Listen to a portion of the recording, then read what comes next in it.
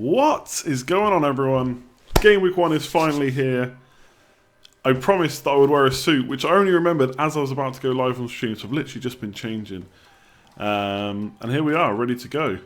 How are we all? I expect this is going to be a very busy evening. I'm going to try and stream for as long as possible, as long as I can stay awake. Got to work tomorrow, so I can't stay up too late, of course. But for anyone that's watching not live, this is going to be quite a long stream, but don't panic that you see that it's 2+ hours, however much it is. The first hour is usually pretty good, and then the questions may be repeated after that. So first hour good, then after that, who knows? And yeah, how long will this stay on? I don't know. I've gone waistcoat and jacket. It's very hot in here, but the window's been open for a long time, so we should be good. There's already nearly 600 people watching, which is crazy. Over 600 already, so apologies. I'm definitely not going to be able to get to every question, but we'll try and cover the most stuff. Transfer deadline today wasn't too exciting. I thought it was going to be more exciting. Conair 95, £4.99. Thank you very much. The suit, indeed. Calm down. So first things first. Obviously this stream is sponsored, as it has been the last 2 or 3 streams. So quick little video from the sponsor. A little bit longer this time because there's a bit more info in there, which is what it was supposed to be originally, but you know, technical issues and the like. So I'm just going to quickly play that, and then we'll get into the questions and stuff, and carry on from there.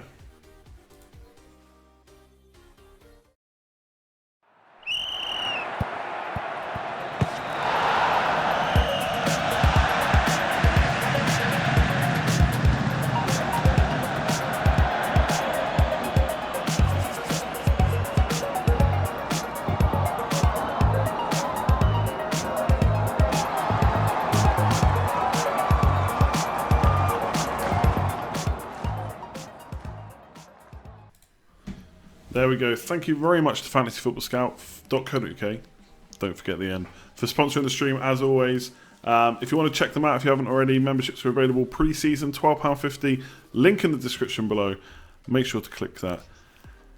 And we will get on with, I don't know, some FPL discussion. Robert with the, I always forget, Swedish krona, 20 Swedish krona, to buy a nice pair of leather pants. The beauty of streaming is you only see from here upwards, so don't need pants. Just need the top suit. Oh my god, there's so many people watching already. I'm feeling the pressure. Is Ings essential? No. Like, Danny Ings, 5.5 million, is at Southampton now, absolutely confirmed, with a cool video I thought on Twitter, actually. And, I mean, if he's going to play, maybe he could be pretty good. He did well before at Burnley, but that was seasons ago. That was like, what, 2 or 3 seasons ago now. He's barely played a minute of football since. So I want to see him get back into form, really, and back playing. Can he play for multiple games or multiple weeks in a row? Charlie Austin there, Gabbiadini, Shane Long. There's a lot of competition. Yeah, my team is on screen. We'll go through that, I suppose, soon.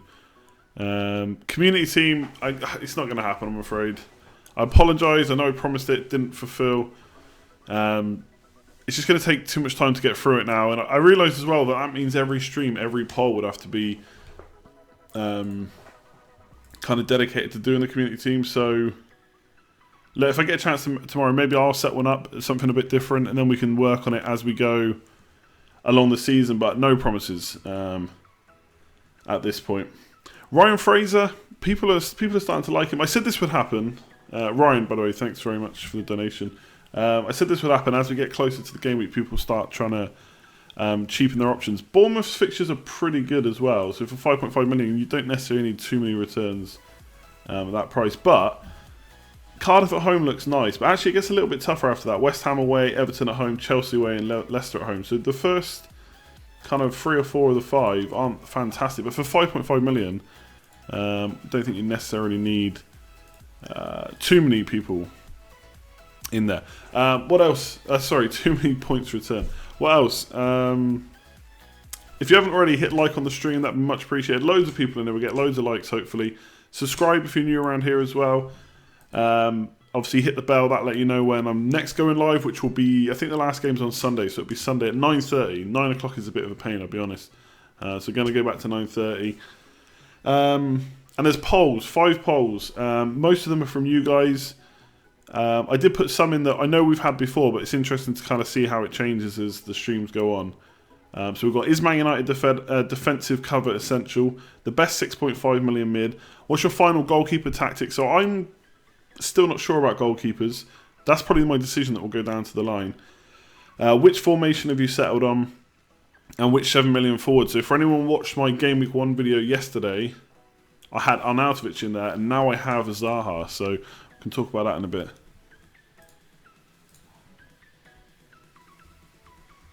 So basically, I looked at... Arnautovic is an interesting one, because if you look at kind of his first 6-7 fixtures, they're pretty tough. If you look at the first 4 or 5, they're not too bad, actually. So it depends how long-term you're thinking. But Zaha's are kind of nice from Game Week 1 all the way to like 7 or 8. Apart from Liverpool in Game Week 2, which is a bit annoying.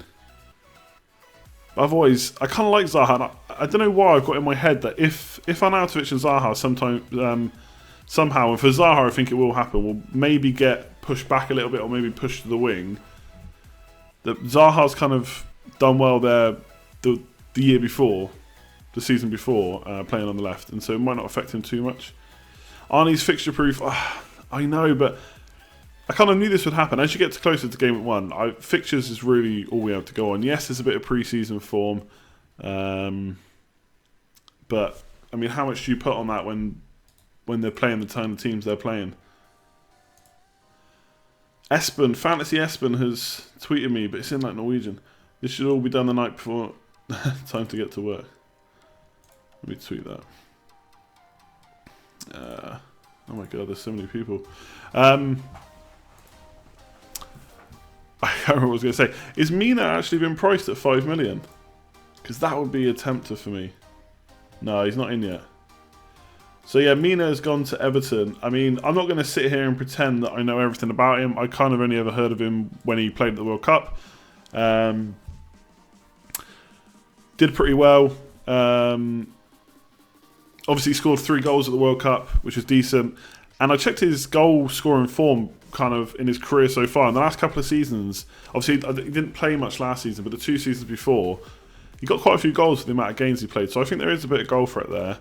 Obviously, goal threat for centre-backs, you never know how it's exactly going to kind of roll out over the course of a season. But for me, if he's priced at 5 million with Everton's fixtures, I'd be tempted to get him. But otherwise, 5.5, I think that's a bit too much for me. Adam Lamb, thanks very much, my man. Adam, who sent me a very nice... he sent me that foot card that I had last year with my face on it, which was awesome. Thanks very much, Adam. Still got that up. It's not in sight, but it's just here. Promise you, it's just here. 1,000 plus live. 1,072, that is insane. Thanks very much for watching, everyone. I feel like I'm going to sit here thanking everyone and never actually get through anything on the stream. Nearly 16.5k subs. Awesome. That's good to know. I'll keep an eye on that. But yeah, sub, like, all that good stuff.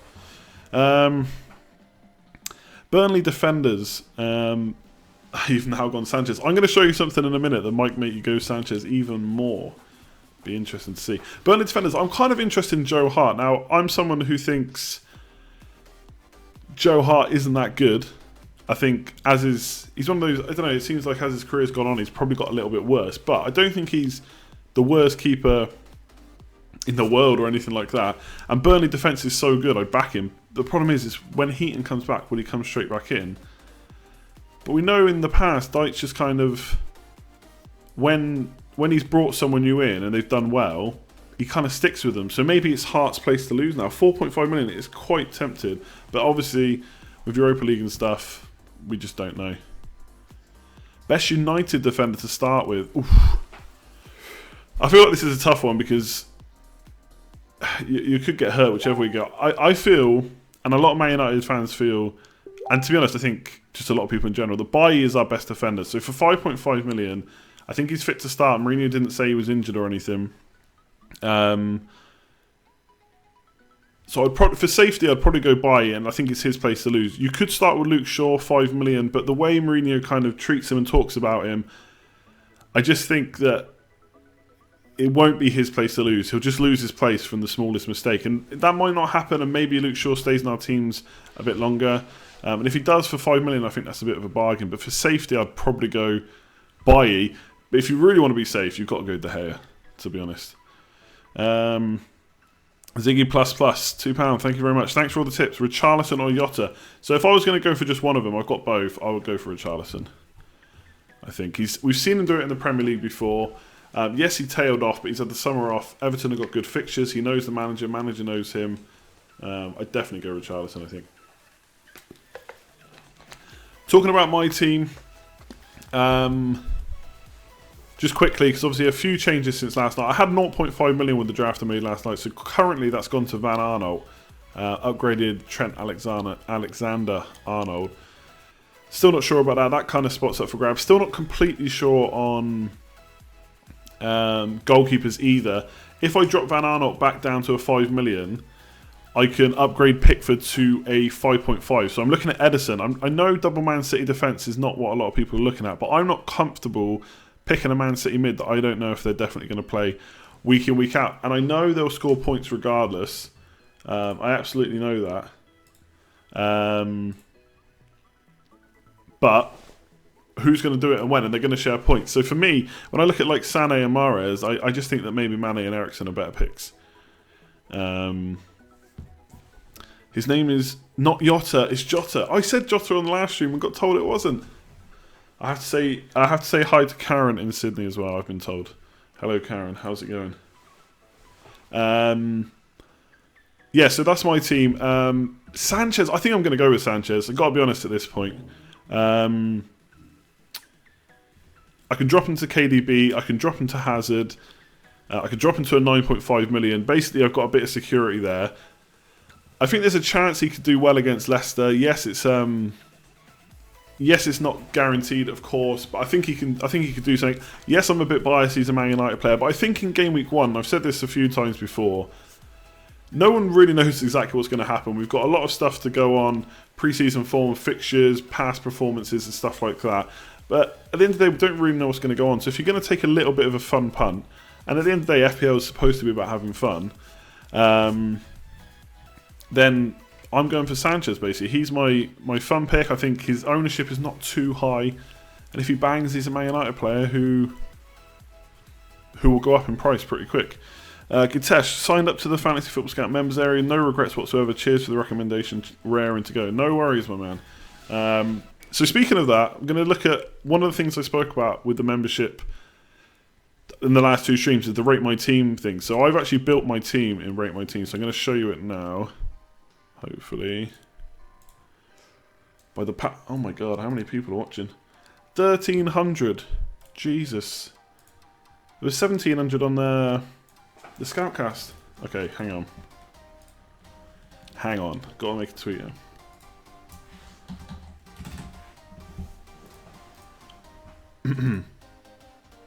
Okay. Okay, so this is the Rate My Team tool. So this is just one of many things that are in the members area. So if you can sign up for this if you want, it's £12.50 pre-season. That's for the whole season, that's not monthly or anything. You've got comparison tools and stuff which I've shown before, which we might show later. But basically you can build your team. Now once the season starts, all you've got to do is input your FPL ID and it'll pull your team for you. But essentially it's based on maths, numbers, past performances and stuff like that. And it'll give you a rating of how your team's going to do.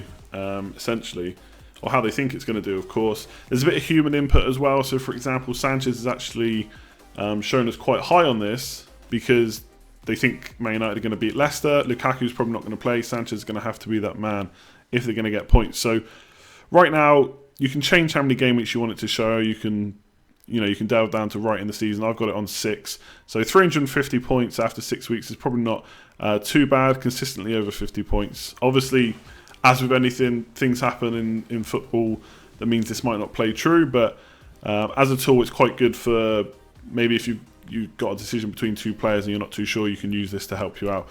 So I'm currently on 349, but I'm pretty sure I'm going to take Davis out, keep Ederson, and take out Mane, and then just quickly, so you can just put in any player. So Sanchez and back to Van Arnold. I think that works. So I think I was on 349, so I'm slightly up, 350. So that kind of tells me that going for Sanchez is maybe not too much of a risk. And I'm thinking of going for him anyway, so this kind of qualifies my thinking. And also, because of the fixture and stuff, this thing is going to do really well in Game Week 1. And then obviously a little bit less as the fixtures get a bit harder, but generally he's going to be pretty consistent. And it's kind of based on past performances. Obviously, you may still think he's not going to do well, but given the talent he's been in the past, summer off, I'm kind of going for that. So if you want to check that out, obviously it's part of the members area on Fantasy Football Scout. You can build your team. You don't have to, if you just want to look at the players, you can do that as well. So all the players are listed. You can do it by club, position, etc. But yeah, that's a funky little tool.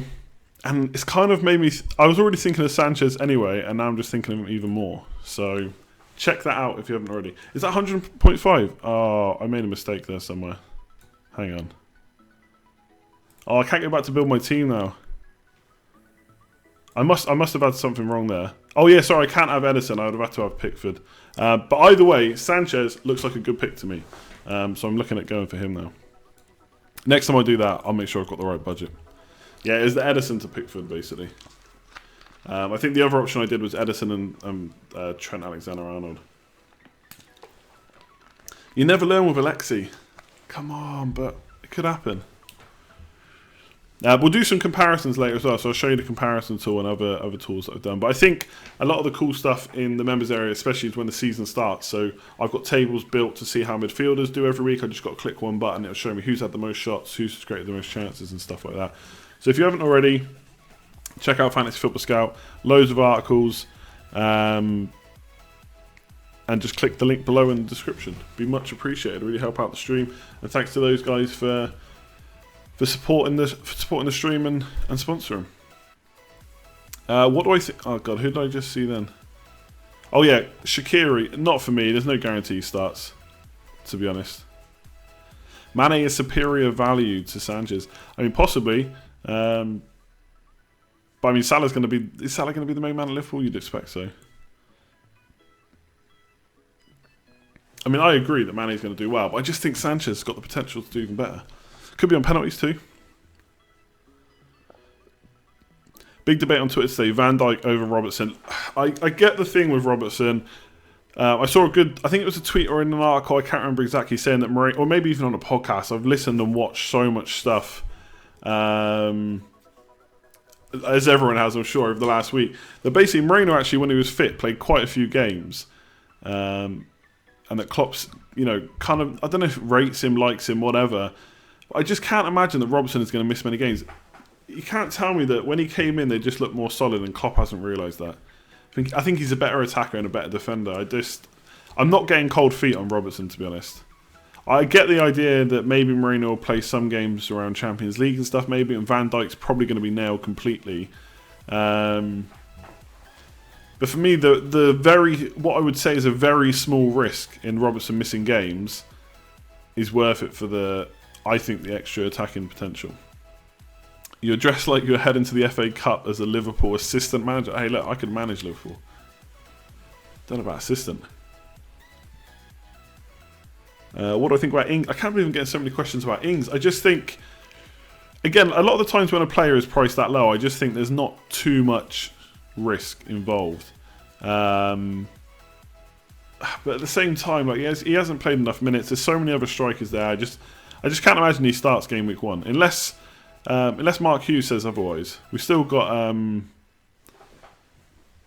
press conferences to come tomorrow. Playing a very risky bench with a very risky game with your bench. So Hudson-Odoi will change to a different 4.5 who's more likely to play, like I think Stevens at Brighton or something like that. But at the end of the day, they're not going to get me many points anyway. Van Bissaka for me is... And to be fair, I usually start with a 4.5 million mid who's 2-pointer. I mean, we had Kapui a few seasons ago. That was a bit different. But yeah, I'm going to start with a 4.5 as always. I feel like it's not too much of a risk with Van Bissaka. He looks nailed on to me, and Crystal Palace should be good enough for clean sheets with their opening fixtures. Not really too sure what he's like attacking wise, but I think he's fine. Bednarak, yeah, okay, maybe he doesn't start. I could swap him for Peltier, might be a bit more nailed on, but I just think with a potential wild card early, and not guaranteeing it, it's right in the back pocket right now, it's not too much risk there in that bench.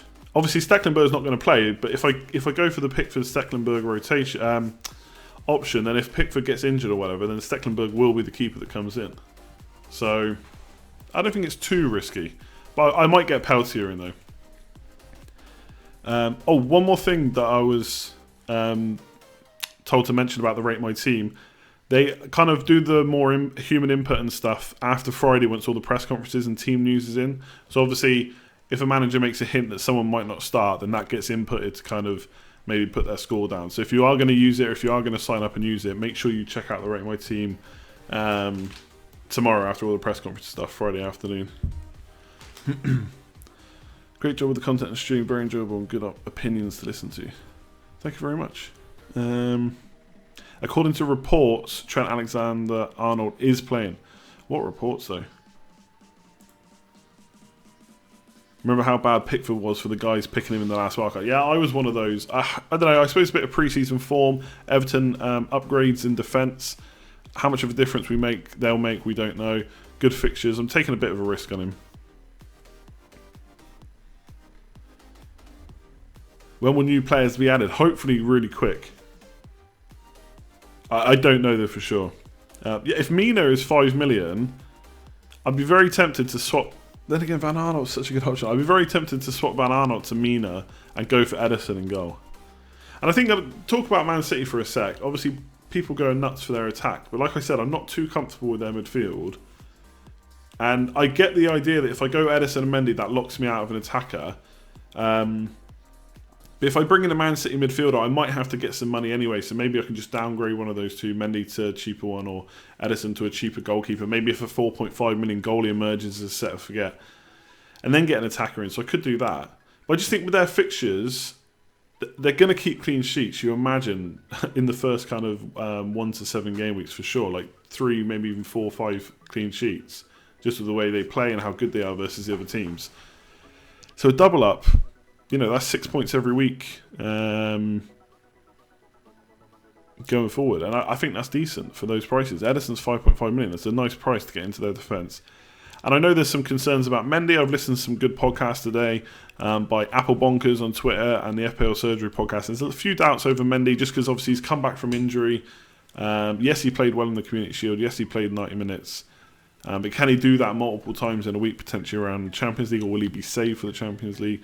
But again, a bit like Robertson, I'm willing to take that risk, because if he does start, definitely got clean sheets in his locker and hopefully some attacking returns as well.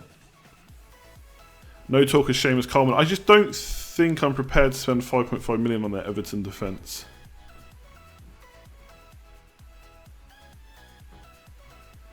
Thoughts on Andreas Pereira? I think it's a bit like Juan Mata, short term.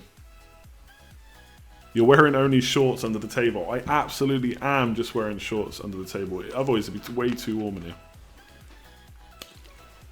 FPL Toilet Podcast for win. Honestly, it was one of my favourite podcasts I've ever listened to.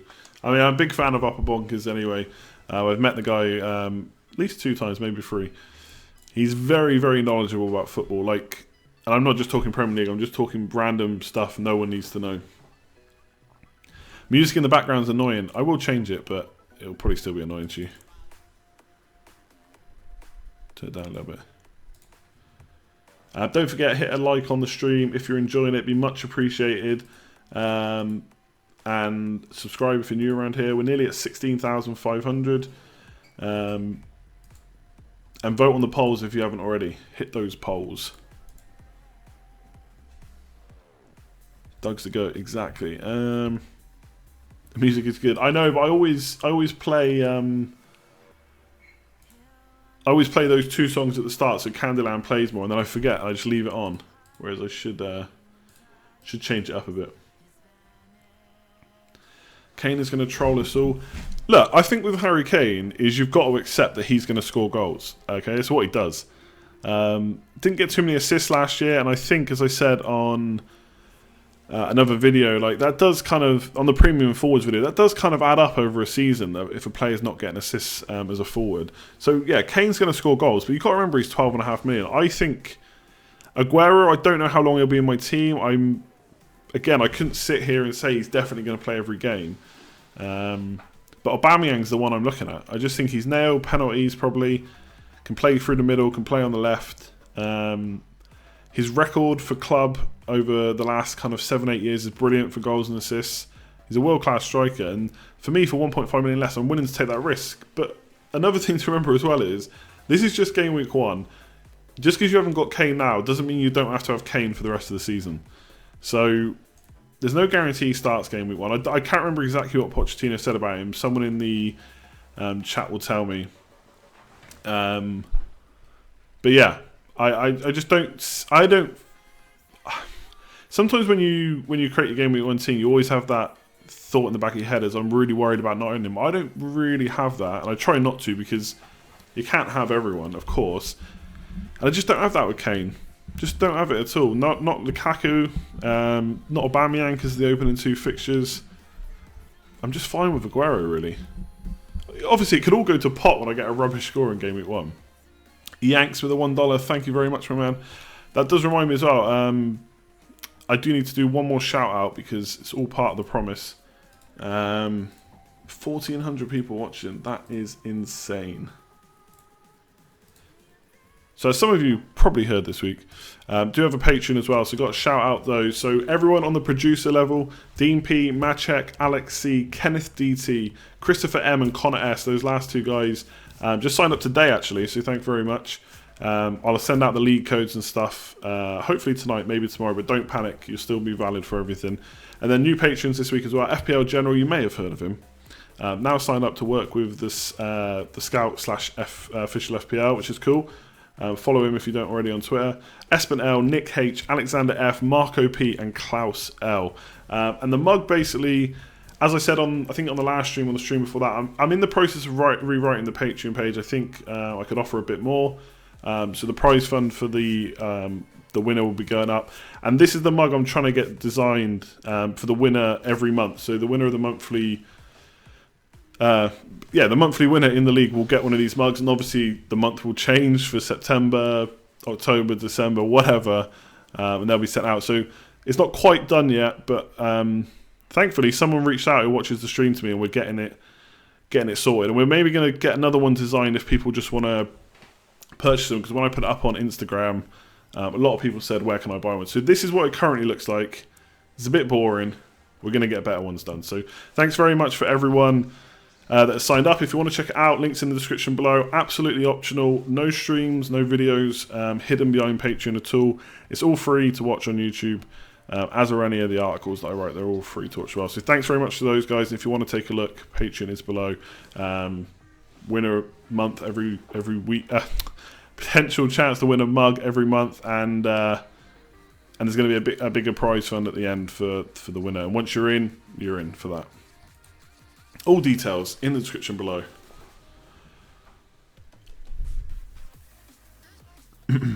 All the tier options and all the cost and stuff, it's all on the page. So just go and check it, because otherwise I'll be talking about it all night. Mark, how do I give mods? I don't know. I just give them to people I recognise every now and again if I need them. Just a minute ago, you said you were here for 1.5 years. Now you're here for 2 years. I've not even been streaming 2 years, I don't think. So that is impressive. Check your Twitter DMs. Yeah, Twitter DMs, I've got loads of message. I will try and look at them when I can. Unfortunately, that is just not always possible to get back to them all. No longer want a longer term. Yeah, I spoke about the 4.5 million mid. I'm going to change it to probably Stevens. I don't know. I think there's maybe a chance Hudson-Odoi starts the first game, but after that, who knows? I think Pedro is probably got a good chance as well, and Hazard is back. So, hey Mark, how's it going? I did the rate my team already. I did mess up slightly. I had the wrong team value, as everyone pointed out, but yeah, it was good. We'll go back through it again later, or some of the other tools. Mark's just seen the viewing numbers and thought, geez, I need to come and have a watch of that. What is going on? Am I still early wildcarding? I'm not, whatever with wildcard. If I need to wildcard, I will. If I don't, I'll keep it in my back pocket, as always. I don't see the point. I just don't even really see how you set up a team to wildcard in 3 or 4 game weeks. Mark has just put Sanchez in. Check the rate my team tool. Oh, Mark, you can't go Sanchez. Then again, if you're not going for premium strikers, you've got room for a Sanchez, I think. Don't think Sanchez is worth it when you can when you only should captain Salah and Aguero. Having Sanchez will destroy your rank. But I'm not going to captain him. One thing I will say though, I really want to captain Aguero in game week 2. I don't want to do the Salah every week. If Salah scores a brace in the first game, that'd be tough. Guarev with the 40-something. Apologies, I have no idea what that sign is. Thank you very much. Mark, you need to be on the Scoutcast. Can't believe you're on rotation. Got overruled. No, I'm really joking. Eriksen or Mane? I think that was really hard. I think I would go Mane. Why so little in attack? Because I really want Aubameyang, but he's 11 million. Now, I could get another 6.5 million mid, get rid of Sanchez and upgrade Zaha to Aubameyang. But I don't know, I just want to start with Sanchez because Aubameyang's opening 2 fixtures aren't great. And also with Arsenal, the other thing, obviously new manager, new formation or new system under Emery. You know, there's a chance Lacazette starts at the front and Aubameyang starts on the left. And either position that Aubameyang starts in, I think he's a good option. But if Lacazette is going to start against 2 tough teams, he's probably going to start against the easier teams as well. And at that point, do I want him for 9.5 million instead? So I do think Aubameyang will be the one I'll get drawn to for sure.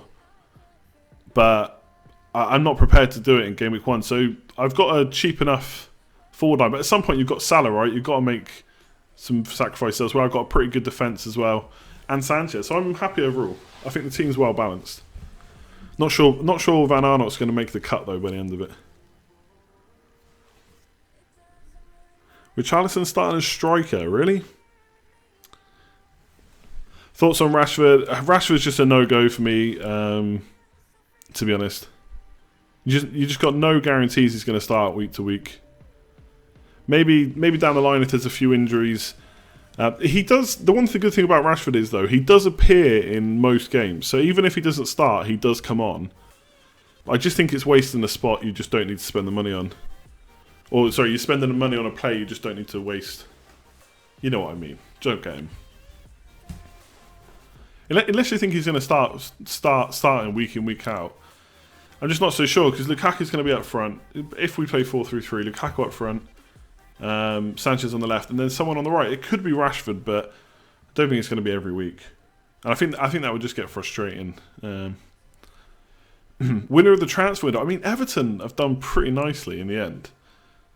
I mean, again, I've not seen a whole lot of Gomez and Mina, but they've got to be upgrades, especially Mina.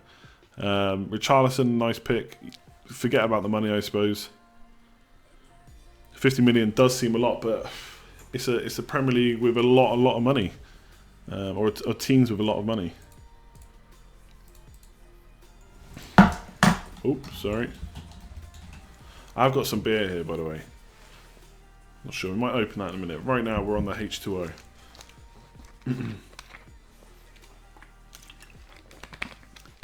Thoughts on David Luiz?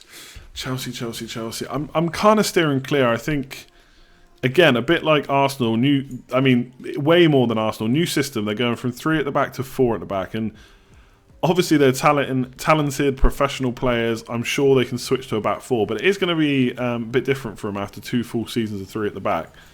And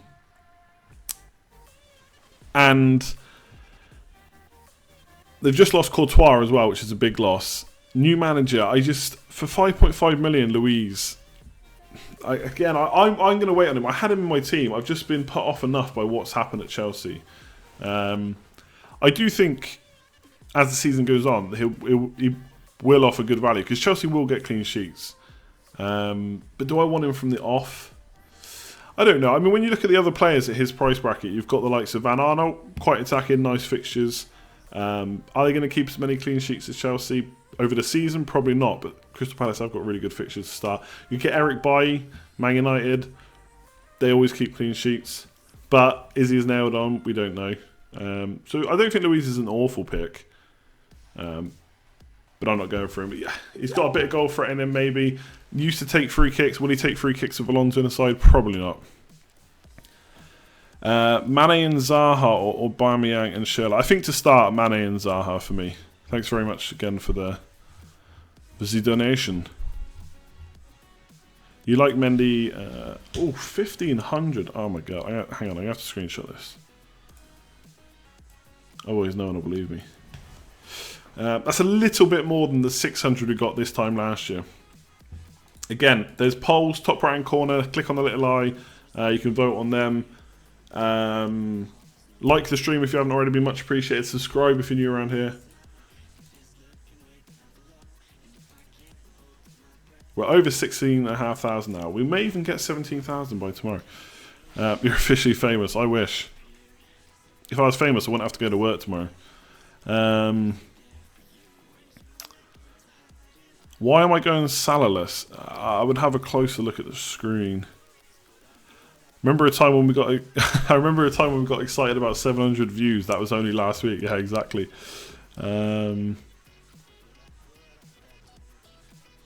Okay, so Mark, is that your midfield? Richarlison, Salah, Jota, Sanchez, and Mahrez. It's not too different to me. Instead of Mahrez, I guess I've got Zaha or Aguero. Aguero, really? I don't know. Be interesting to know the rest of your team. What do I think of Lingard? Possible alternative Sanchez. To be honest, with Man United right now, I'm very wary of their attackers that aren't Sanchez, just because of the amount of pre-season minutes they've got behind them.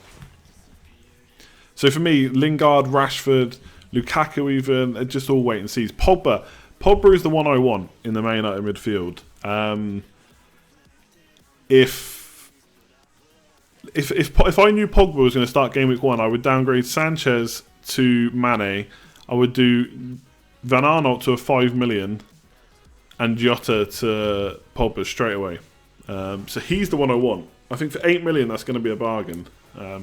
Again, just not playing in game week 1, it's a problem. And also, it's worth remembering, I mean, I don't think it's going to happen because Man United would have had to make a transfer in today. But they can still sell players. You can still sell players, worth remembering. Tinker session. I could do that, but like, I'm pretty set on my team, to be honest. I did write an article earlier that went out on FPL Connect about not panicking, and I think at this point we kind of know everything we're going to know. Maybe there'll be some news in the press conferences. Could I make changes to my team? Yes. Is there potentially better options? There could be. I've kind of already gone through most of them. Mane, Eriksen, players like that, getting Edison in. I think I could just make so many changes between now and tomorrow. I'm just not going to. I'm happy and going to stick with it. So I could tinker, but I'd just be doing it for the sake of it.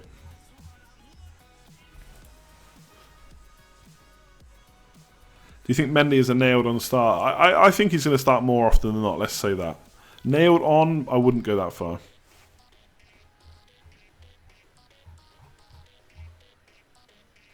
Which team do I support? Man United. As you'll definitely find out if you watch the streams, because I'm always trying to look for how to get a Man United player in my team. I'm still not completely against Van Aanholt to Shaw. Mark it. I won't read that out. What else we got? Something a bit different. Who would you swap Van Aanholt with? So it depends where I get. It depends if I've only got that amount of money. I'd probably just get him or go for a 5 million. I've tempted to go for Robertson. Not Robertson. Trent. Double up on. I'm very tempted to go with Edison, Robertson, Trent Alexander-Arnold, and Mendy. So double Liverpool and double City defence. I know everyone's looking at their attackers. It's a bit of a differential, that. It's a bit of a template breaker, if you will. For the two defences, I think we'll probably keep the most clean sheets this year. So I'm a bit tempted by that. The only problem is Trent definitely going to start all the games, or will Klein get a chance? I remember watching you early doors when only a few people were here. Now live chat is going mental. Yeah, thanks, John. I mean, I did kind of say that in the tweet earlier. That's one of the only disadvantage I think of kind of growing a bit is you just can't get to all the questions. Like it's just part of the deal, really. Opinion on Sané? I don't want to repeat myself and give you the same answer, but I've got to stick to what I think, my opinion, and that is for 9.5 million in a City team that's got so many midfielders to choose from. Will he start game week 1? Probably. Will he keep starting? We just don't know. We know that. I mean, this is based on last year, not this year. But Pep did make some comments when Mendy got injured that kind of Sané would then be used as the man to provide width. So they could chop and change. Sané could play left wing back potentially, which obviously make his starts a bit more secured. But for 9.5 million, again, I'm just more drawn to the likes of Eriksen and Mane and players like that. If you think Sané's a good option, he's going to start and he's in a team that obviously is going to score goals. They've got fantastic fixtures, then go for him, of course. But I'm not really looking at him personally. But obviously he has had the full summer off, so hopefully be rain to go. I don't know if Pep's had his press conference today. Otherwise it'll be tomorrow. Hopefully we'll hear a bit more. Not considering Trent Arnold yet. I am, definitely.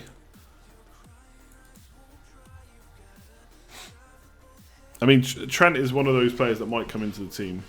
Him, Mane, Eriksen, they're the ones I'm looking at. Ben Davis as well, because I think he's going to be first choice. But I mean, really, I guess based on the World Cup, I'd really like Trippier.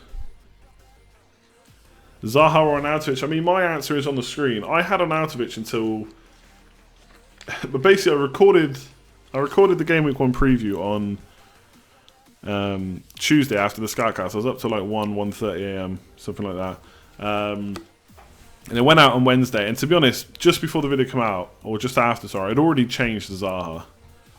I just think longer term, if you look over a longer period, Zaha's fixtures are better. They've both been good in pre-season. They've both got a chance of playing up front or moving back to the wing or just behind the striker or something like that. They both averaged nearly the same amount of points last year. The one thing as well that I think, and I mean again you can look at this two ways, is West Ham have made a lot of change. They got a new manager, a lot of changes. I think the manager change is good. I think Pellegrini is a good manager. But they've made a lot of changes. We don't quite know how it's gonna work when the Premier League starts. How they're gonna gel, how they're gonna play.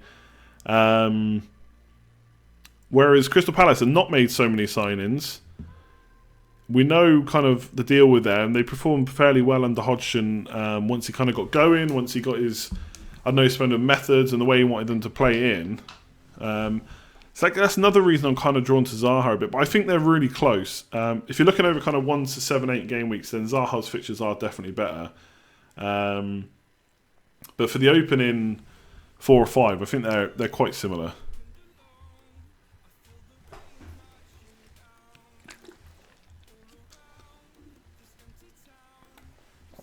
Sorry, I thought I missed it. Came up with a quick fire idea. You did, Physio. Remember us when you replaced Mark on the FPL show? No chance. Man's a natural.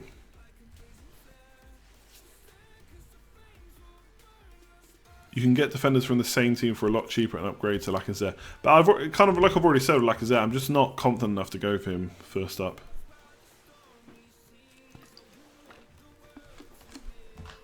Like Adam, it doesn't matter how long you've been here, you'll always be known as the guy that gave me fake news.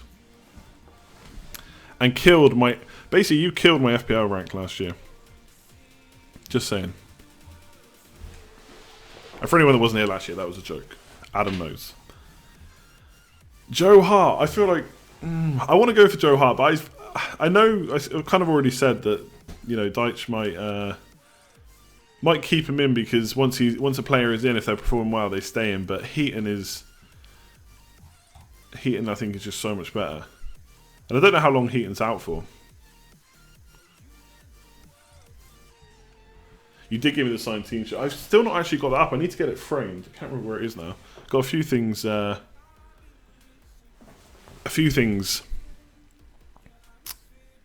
frame. Jesus, I can't get my words out. There is no good 4.5 million keeper. You have to pick the best out of a bad bunch. Yeah, I'm basically down to... I basically not narrowed it down at all. I'm not going to go David De Gea, so I suppose that's a little bit... a bit of a decision. I could go Edison. I could go for Pickford. I'm still tempted to just go for rotation at start, because that's what I usually do. is rotate goalkeepers, and then maybe later on when we know who's looking good or which team, like, is Fabianski at West Ham going to be great? Is Patricio going to be as good as everyone thinks? I don't know. But then get a set and forget keeper in.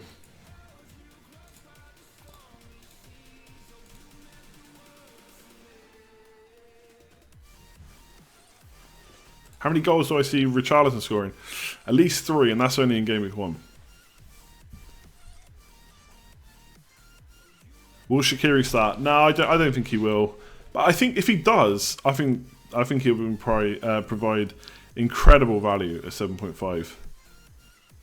Kind of like in the role that like Coutinho and Lallana played. Like obviously you've got the front three: Mane, Salah, Firmino. Not many players get in ahead of them. But they've played before with kind of Coutinho slightly more deeper or Lallana a bit deeper, but making runs forward. And I think Shaqiri could possibly do that. If he does for 7.5 million. But again, you're using up a Liverpool spot. And he's 7.5 million. You just don't know if he's going to start, so not for me.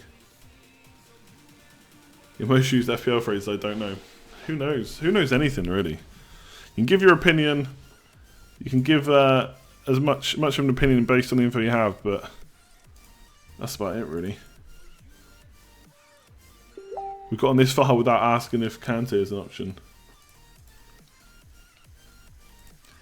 Yeah, Mina, again, I already talked about him. If he's 5 million, I'm probably going to put him in my team. But I'm trying to think about it without being too biased. Because obviously I want him to be 5 million. Yes, he scored a few goals at the World Cup. He's come from Barcelona, that's another problem. So he's probably going to be 5.5. I don't think there's too much justification for making him 5. But it is Everton, so... And they've already got 2 5.5s. And Digne come in at 5. So... I don't know. I mean, maybe they'll price him at 5.5. If Digne is going to play on the left, then that's 2 5s and 2 5.5s. It gives you a bit of balance and you have to make a bit of a choice. Do I think Sanchez provides more of a goal threat than Mane? Not necessarily, but I think in the opener, the way the circumstances are going to fall is that Liverpool got multiple players that can do well. Whereas Man United, if they're going to beat Leicester, and I think most people would say they will, Sanchez is going to have to be the one that does it. I mean, yes, Rashford could play, I suppose. Mata's probably going to play. Pereira maybe. Obviously, they could all get in on goals and assists, but Sanchez is going to be the main man that everything goes through. Plus, let's not forget as well, he's playing on Friday. Who doesn't want a player in the opening game week of the season? The goose is loose. Robert, thanks very much. Fourth mid option, Carney. I quite like Carney, I think, if you're going for the 5. Thanks very much for the Australian dollars, I guess. Opinion on Morata.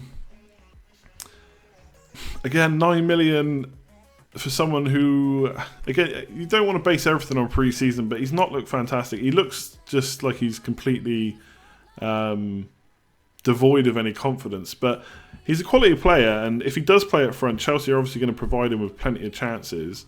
But I don't know, just 9 million. I can't justify spending that much on him. Straight away for the opening game week. Does Mina start the first few game weeks? Colombia got far. I mean, they only got to the knockout round. They didn't get that far. Hasn't trained with Everton at all. Yeah, I mean, we'll have to wait and see what from press conferences. Evil Pope, thanks very much for the sponsor.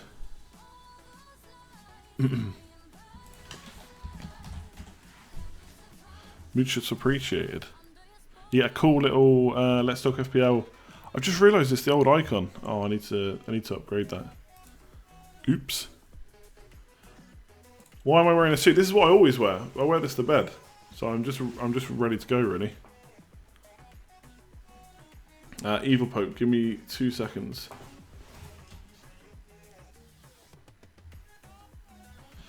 Robertson, Shaw, Mendy, Mkhitaryan, Salah, Bernardo Silva, Jota. Too heavy on attack and punting midfield. I don't think that's a punting midfield at all. I mean, Mkhitaryan, not quite sure how that's going to fit in with Arsenal yet. But Salah, Bernardo Silva, and Jota, they're all solid picks. Defense is decent. Attack is very decent.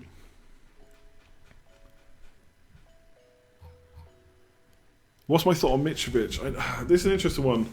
Someone I've got fond memories of for when I brought him in instead of Vardy, when Vardy was scoring every single game for like 11 or 12 in a row, and I bought in Mitrovic, and it was rubbish. I mean, he had a good record for Fulham last year. I think 12 and 18 or 12 and 19, something like that. Which is good. But obviously, as soon as you step up to the Premier League, it's a bit tougher, of course. Promoted teams score less, concede more. But as Mark, I don't know if he's still in the chat, pointed out on the Scoutcast, obviously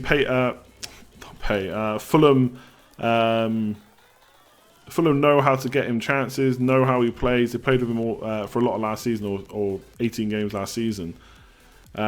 Disciplinary record is not fantastic, from what I recall. Will he find the Premier League a bit more pressured? Will he get a bit more frustrated? Maybe. He's probably not going to get as many chances. Much better defenders in the Premier League. So, I don't know. I just think for 6.5 million, I would prefer King. If you're going for 6.5 millions, yes, okay, you could probably consider Mitrovic. If it's just one, I don't know. I just prefer tried and tested King. Tosin or Zaha. So, that's one of the polls. What is the time? How long have we been going for? Okay, we're going nearly an hour, so I'll give you 2 more minutes to vote on the polls. So top right-hand corner, click the little eye, or hover over and click the little eye. And then we'll do the polls, but I'll give my opinion on them, because one of the questions is Zaha and Tosin and Arnautovic. So I'll give my opinion on all the polls in a minute. Jesper, I should change my team and copy yours. It's insane. Send it to me on Twitter. I'll have a look. Loosen up the tie. I was thinking that. I've got some beers. I'll crack them open. And then the later the stream goes on, the looser the tie gets. The jacket comes off, the waistcoat comes off. Nothing else, don't panic. Alright, cracking open a beer. Oh, no. It's just gone everywhere. Oh, balls. Okay, that's a nightmare. I might have to put the brake sign up in a minute and get a towel. So annoying. Oh, and it stinks. Okay. Am I going to be a Labour leader? I don't think so. That's such a nightmare. He's absolutely dripping off the desk. I'm gonna have to clean it up. I'm gonna put the brake sign up for like 30 seconds a minute. I'll be back in just a sec.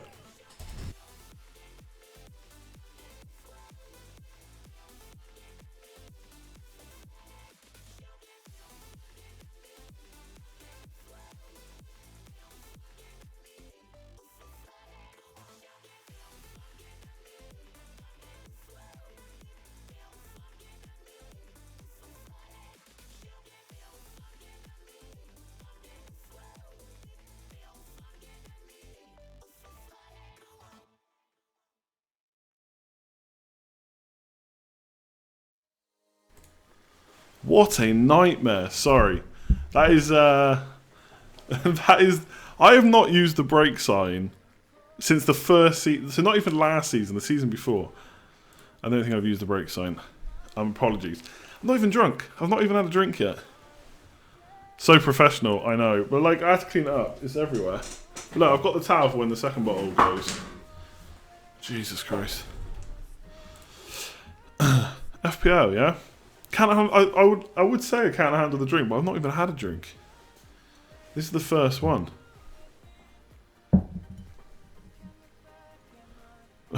We're taking advice off a fella sat in a suit spilling beer everywhere. Yeah, fair point. Maybe you should turn off now. Is that a Trump tie? I hope not. So many people sleeping on Doherty for Wolves. Right wing back, 4 goals, 4 assists last season. Yeah, I mean, I'm personally just avoiding, apart from Jota, and even he may get changed. I'm even still thinking about Pedro.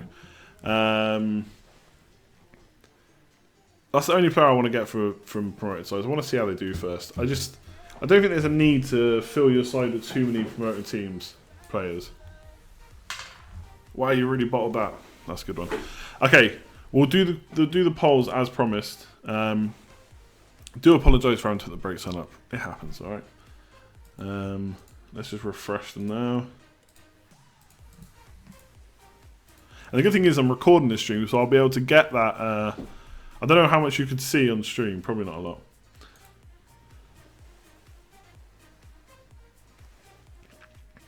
It's decent enough. Okay, so the polls are live. Okay, is Man United defence... So before I look at the results, I'll tell you my opinion. So, is Man United defensive cover essential? I want to go with... I'm going to side with no. Not essential. Yes, Man United keep a lot of clean sheets. They've not brought in any defensive cover. David De Gea, can he be as good as last year? He's a top goalkeeper, arguably the best in the world, but he made so many saves. I just think maybe he'll start regressing a bit and not make as many this year. So, and I just think for their prices, again, Bailly's 5.5, there's other 5.5s you could look at. David De Gea 6 million, that's a lot to spend on a goalkeeper. So for me, I'm going to say no. It's not essential. Essential is a strong word as well. You guys, 66% of you say no, 19% say yes, get a defender, and 13% say yes, get David De Gea. So it's about, quick maths, about 32% saying yes, 66% saying no. So the majority agree, okay? Best 6.5 million midfielder. So I think Richarlison for me. I've got Jota, but I'm pretty tempted to swap to Pedro if I think he's going to start, which I might have to convince myself tomorrow. Again, 68% saying Richarlison, 18% saying Jota, 7% saying just go for someone else or go cheaper, only 2% for Sessegnon and Pedro. So Richarlison miles ahead. I kind of agree with that. Mark's just opened a beer without spilling it. So jealous. Maddison, yeah, Maddison got a lot of love from Az on the Scoutcast. What is your final goalkeeper tactic? So I don't really have a final one. I really want to go for Edison, but I'm not sure I'm going to be able to spend the money. So 38% of you going for 9 million rotation. Classic, 4.5 million, 2 goalkeepers. I think that's often the FPL way. 20% going for 9.5 million set and forget. So that's actually quite high as well. So that's your 5.5 million keeper, Edison, Lloris, Alisson maybe. And then obviously a 4 million to leave on the bench. And then 14% going for 8.5 million set and forget. Only 14% as well going for 9 million set and forget, which is currently what I'm on. And then David De Gea at 11%. So big enough. 11% of like 700 responses. So it's high enough still for David De Gea. Which formation have you set on? Well, you can see on screen, I'm 3-4-3. I'd be very surprised if 3-4-3 is not the winner here because it is the classic FPL thing. 73% going 3-4-3. I'm sure if you went back and looked at earlier streams of pre-season, I reckon 4 and 5 at the back were much higher than that, and 3-4-3 was much lower. So 3-4-3, as always, as you get to game week 1, it always wins out, 73%. Only 13% on 3-5-2, which is interesting because midfielders did so well last year. 11% 4 at the back. So according to the stream, there's almost as many people going 4 at the back as there are going 3-5-2. And then 5 at the back, only 7 people. And then the last one, which 7 million forward? So again, I've kind of answered it on the screen. I've gone for Zaha. Let's see what the people are going for. 42% saying Zaha. Only 16% saying on Arnautovic and only 15% on Tozen. 25% of people are saying just get someone 6.5 or less. So Zaha winning on 42%, and the next best option is someone less, which is interesting because, again, on Arnautovic, very, very popular, but people, myself included, getting a bit of cold feet as we get to game week 1. Is this going to be on till 12? I don't know. We'll see how it goes. The only thing, and I'll bore you with it in a sec, is whenever the stream ends, I've got to wait for like another 30, 40 minutes plus to for it to process so that I can cut the start of the stream off. So anyone who wants to watch it overnight or run into tomorrow doesn't have to watch the stream starting soon bit. I don't have to do that, but I like doing it. So whatever time I finish, I've got to add on that much time after. So we'll see. What beer am I drinking? It's I think it's Irish, Ahara's Obsession IPA. There you go, some free advertising.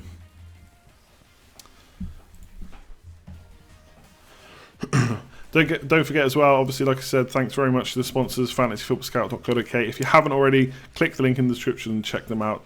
Have a look at what the membership offers you. Already done the Rate My Team earlier in the stream, so if you didn't watch that, you can go back and watch it, and that'll show you that tool. Comparison tools, heat maps, it's all in there. It's time for shots. It's definitely not time for shots. I mean, this is how far I'm through a pint. FPL Today, JNO, how's it going? Thanks very much. Make sure and go and follow FPL Today on YouTube. Did a day stream the other day. I enjoyed that. I got to watch it at work. Or at least I got to watch a bit of it. Can't be watching streams too long. Do I think Mendy will get a clean sheet against Arsenal? I'm not... No, I'm not confident in that, to be honest. But I'm still going to play him. I just never bench a player that's 6 million. If I wasn't a Man United fan, would I still bring in Sanchez? I mean, that's a very hard question to answer. Can't not be a Man United fan. I'd say there's probably less of a chance, yeah. Euphorian, could we have a Firmino versus Mane poll?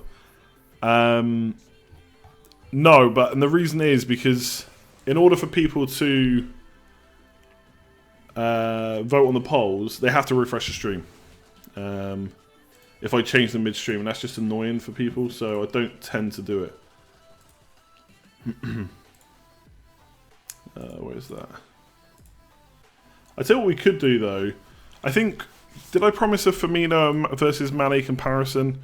We can show you a comparison to last year to see how well they did, kind of who had more shots in the box, who had more touches, who created the most chances, etc. We've not done a comparison yet, so if people want to do that, we can do it. I'm drinking an IPA, basically. Actually, every time I drink beer, I should put that in the description, because that's always get asked, that question. Yeah, Mane was injured for ages. So the beauty of the comparison tool is you can set it for averages per appearance. So yes, of course, if you did it for the whole season and just did it exactly how many shots, exactly how many chances created and stuff, then yeah, that wouldn't be fair, but you can do it per game. Anyway, let's have a quick look.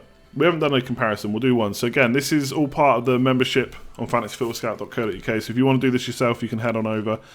I'll just show you one comparison. Let me just get the website up. So this is the members area. Like I said, rate my team. I've dropped the one I did earlier, but like I said, you can go back and watch that. Loads of stats tables as well, so you can build your own tables. And again, I really like these from kind of game week 1 onwards because, you know, as soon as game week 1 hits, I'll just come to this table. It's pre-built. Obviously, it will show 2018-19, and I'll just be able to straight away in game week 1 see, is there any players that created loads of chances or had loads of goal attempts that maybe I didn't catch in the game, or I wasn't really thinking of them doing well, and actually they've done really well. So I'll check that every week. I've got loads here. They're not properly named, but I'm really the only one that uses them. Attacking defenders, that checks it. Defender stats, midfielder stats, etc. But there's also the comparison tool. So I don't think we did Mane and Firmino. So Mane on the left, Firmino on the right. Hang on a sec. Okay. How do you see Firmino? Firmino? I think I'm saying it right. And he's going to drop the mic and walk off after IP finished. Nah. Okay, so Firmino. So, again, you can do all matches, but averages per appearance will cut out the... Obviously, it doesn't completely solve everything because maybe Firmino played in easier matches or anything or something like that. But you can just do averages, and if you want to check certain game weeks, you can do that as well. But I'll just show averages for the whole season. I know a lot of people were asking for this comparison in the last year, but we'd already done a few, so I didn't want to keep doing them. So this is the heat map, so this will show you kind of where they get touches of the ball. Obviously, Mane mostly on the left, but does come central quite a bit, whereas Firmino's actually kind of all over the place. Obviously, tracks back a lot to defend. But you can also see where they shoot. So again, obviously shooting in the box mostly, which is where you want them shooting, but Firmino again on the right, maybe a bit closer to goal than Mane, which obviously helps. You can see where they're creating chances all over the place. The green ones are successful and the yellow ones not. Again, Mane kind of a bit more across the box and Firmino not creating as many chances. And then you can go down, and again, there's loads of heat map stuff. I won't go through it all now. And then you can check the various stats. So how many touches do they get in the final third? Mane gets a few more touches. If you go down, there should be penalty area touches. So very similar, but Firmino will touch the ball in the penalty area a bit more often. But goal attempts, Mane higher for both goal attempts in general and in the box than Firmino. And then a little bit further down, again, there's loads here you can look at, but further again, chance created 1.7. So on average, Mane arguably is the better pick. Now it depends. If you're spending 9.5 million forward or 9.5 million midfielder, you've got to take into account who else you can get for those positions for the cash that you don't spend. But for me, I prefer Mane, and I think the comparison tool kind of backs that up. So it's very close. It's not like Firmino's a bad option, but for me, I would go Mane. If they're fit and playing, he's the one for me. So if you want to check that out, fantasyfootballscout.co.uk, click the link in the description below. £12.50 before the season kicks off. And what I mean by obviously, if you get a 9.5 million Mane and you've got 6.5 million to spend, you've then got to weigh up as well. Is the 6.5 million midfielder versus forward better? If it's Mane and King versus Firmino and Jota, I prefer Mane again. Now you want Mane? Well, that's what happens. Look, there's loads of stats and stuff in there. So if you want to go and check it out for yourself, make sure you click the link below, and maybe you'll convince yourself to buy a different player instead. You've not touched Leno. Is the Arsenal defence weakness the main argument? I mean, I'm not even sure Leno is 100% first choice. I assume he would be.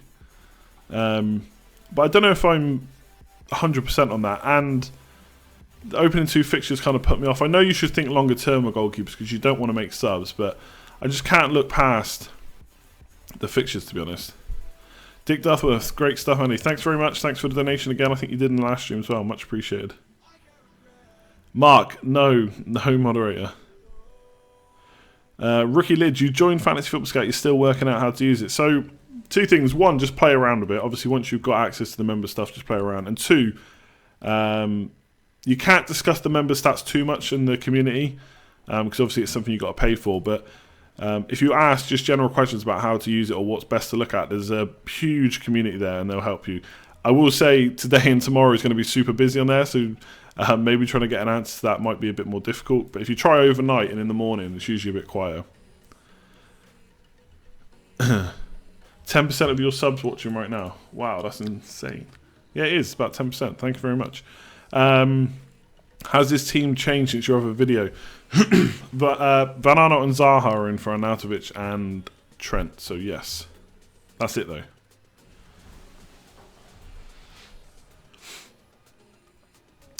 I mean, at this point, you should be...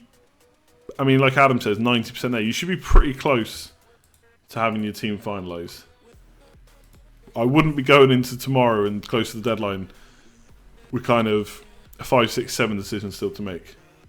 Just go with your gut. Go with what you've... go with what you know, all the info you've gathered over pre-season, and just go with it.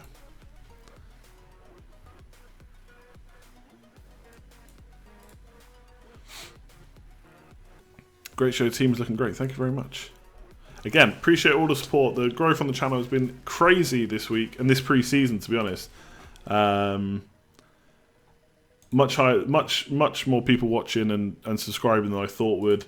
So really appreciate that. If you haven't already, hit subscribe. We much appreciate it. If you haven't already, hit like on the stream. We're already over 400, which is insane. For anyone that is new, as a general rule, and sometimes there's more, but there's usually 1 preview a week. This week's preview is a bit different because I was just talking about my team because it's game week 1, but generally I talk about the main points as well for the week.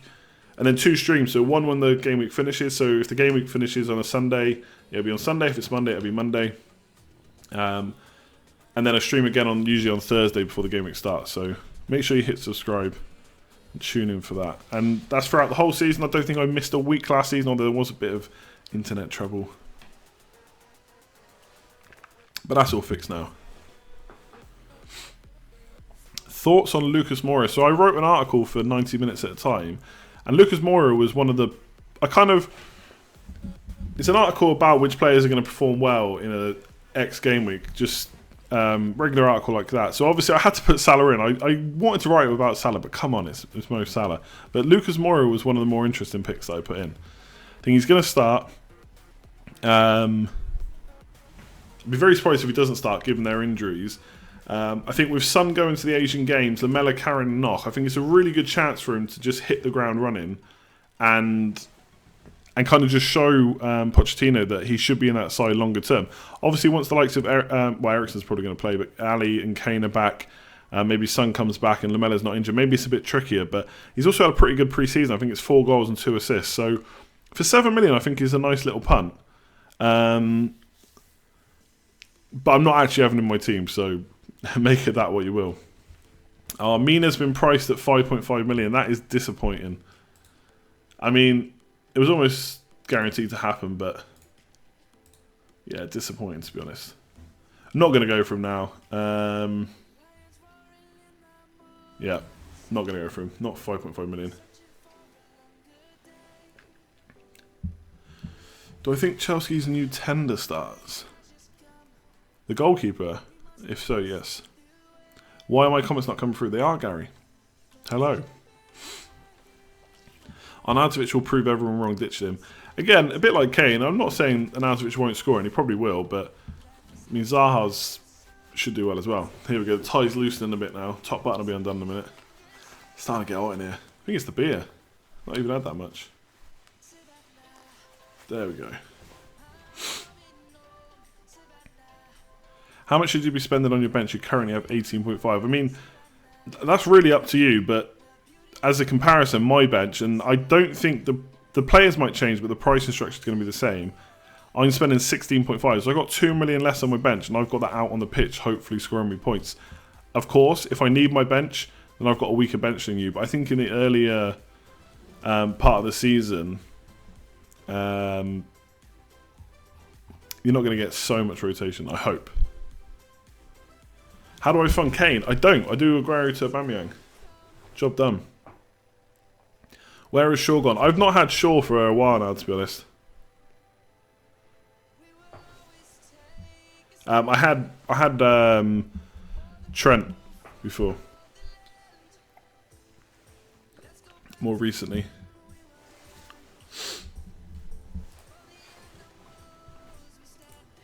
Am I going to stream tomorrow? Absolutely not, I'm afraid. I would love to. I just can't. If the deadline was an hour later, I could probably fit an hour in, but unfortunately not. Now we have 12 players the same. Not good. Are you trying to say your team? Are you trying to say it's not good for me because your team's bad, or not good for you because you think I'm picked a bad team? You've got a 10 million goalkeeper rotation between Ederson and Begovic. Personally, if you're going to rotate goalkeepers, I think you have to go 9 million, 4.5. I just think 10 million is too much to spend with that. I mean, you should just play Ederson probably every week. Okay, fair enough, Begovic has got an easier opening fixtures, but it gets very good for Ederson after that. And top teams are able to keep clean sheets in tough games as well. So for me, if you're going to go Ederson, you drop Begovic to a 4 million non-playing goalkeeper. And just play Ederson every week. Obviously, if Ederson gets injured, then you haven't got a backup keeper and you'll have to make a transfer. But I think if you're spending 5.5 million on the keeper and they get injured, which would be super unfortunate, then you should use that transfer to change it to another 5.5 or below. Have 10 the same as Andy. I think a lot of the community have similar core. It's just the key difference. Yeah, I mean, it always happens. There's always going to be a bit of a template. Again, though, like I said earlier, it's game week 1. If you want to go a bit different, this is, I think, the time to do it. I mean, there's plenty of players I could change. But even if I change them, I don't know how much away from the template I'm going. Like Sanchez to Eriksen and Mane. Jota could be Pedro, could be upgraded to Bernardo Silva. King could be Mitrovic. Zaha could be Arnautovic or Tosin. Aguero could be Aubameyang. But how... It's just it being different, I think, for the sake of it. At the end of the day, I know like I'm a bit more of a risk-averse player, especially these days, but I like this team, so I don't want to change it for the sake of it. Why do I recommend Ederson and not Alisson? I don't really. I think they're both good options for 5.5. The main reason I'm drawn to Ederson is probably because before, basically, I expect to have another Liverpool player in my team, either Trent or Mane by game week 1 deadline. So I wouldn't have space for Alisson as well. But yeah, I could potentially go him instead of Ederson. But I just think opening kind of 7 or 8 fixtures, Ederson's are better. Man City's are better than Liverpool. Liverpool got a very good opening 4, then it gets a little bit tougher. But of course, like I just said, they can keep clean sheets against tougher teams. But from game week 5 to 8 for Liverpool, it's Spurs away, Southampton at home, Chelsea away, and Man City at home. So that is pretty tough.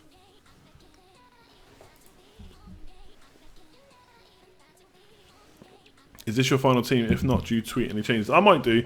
I honestly don't know how much I'm going to be around tomorrow. We'll see how it goes.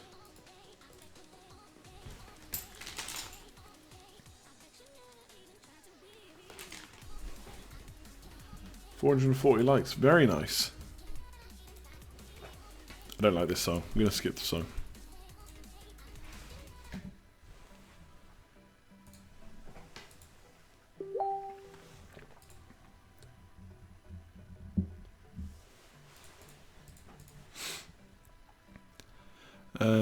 Bernard on set pieces. I would doubt it with Sigurdsson around. If he's still going to play.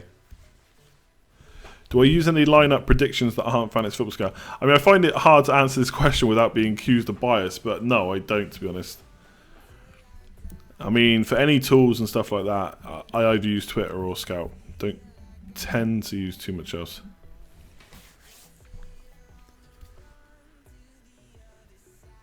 You will have your own show one day. I have this show. This is my show. Do I like it when you're? Do I like it when my attackers play my defenders? No, of course not. It's quite annoying. I don't mind it as much if they're an like. If it was like Van Bissaka, for example, because I don't really know what his attacking threat is like, to be honest. Maybe it's decent enough, but I'd say it's not as good as Mendy and Robertson. Then it annoys me a bit more because I feel like I'm definitely not going to get the clean sheet and I'm probably not going to get attacking return. But with Mendy and Robertson, I feel like there's attacking returns there. So even if my attacker plays them, I still feel there's potential for points. I know that's one of the reasons people don't want to like double on Liverpool defence and have Arnautovic in their team. But you've got to think longer term. They're not going to be playing every week. Your attackers aren't going to be playing your defenders every week. Evil Pope with a 20 Swedish. Good night. Glad I found your channel. Keep up the vids. Thanks very much for tuning in. Appreciate it. And for the donation, my man.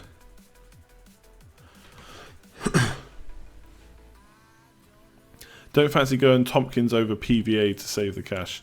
I mean, I like Tompkins, not going to lie. I think if I was going to go for a 4.5 million defender, he's the one I'd go for.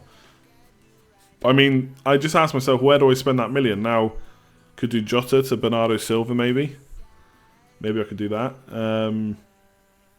So I might do that, but I don't know, Van Arnold attacking, clean sheets. 5.5 million. I don't know. I did say in a video I would find it hard to spend 5.5 million on a Palace defender, and I still might downgrade him.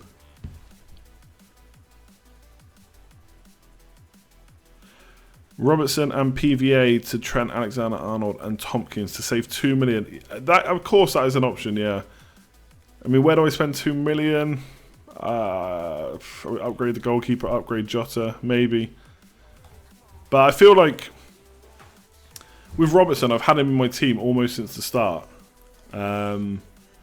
He's pretty much been every single draft, and in some way, not that it wouldn't stop me taking a player out, but at the same time, I know that if he does, let's say he gets an assist and a clean sheet in the opening game week, that'll really frustrate me more than taking him out and getting Trent and Trent getting the assist, for example. That wouldn't annoy me so much because I always had Robertson.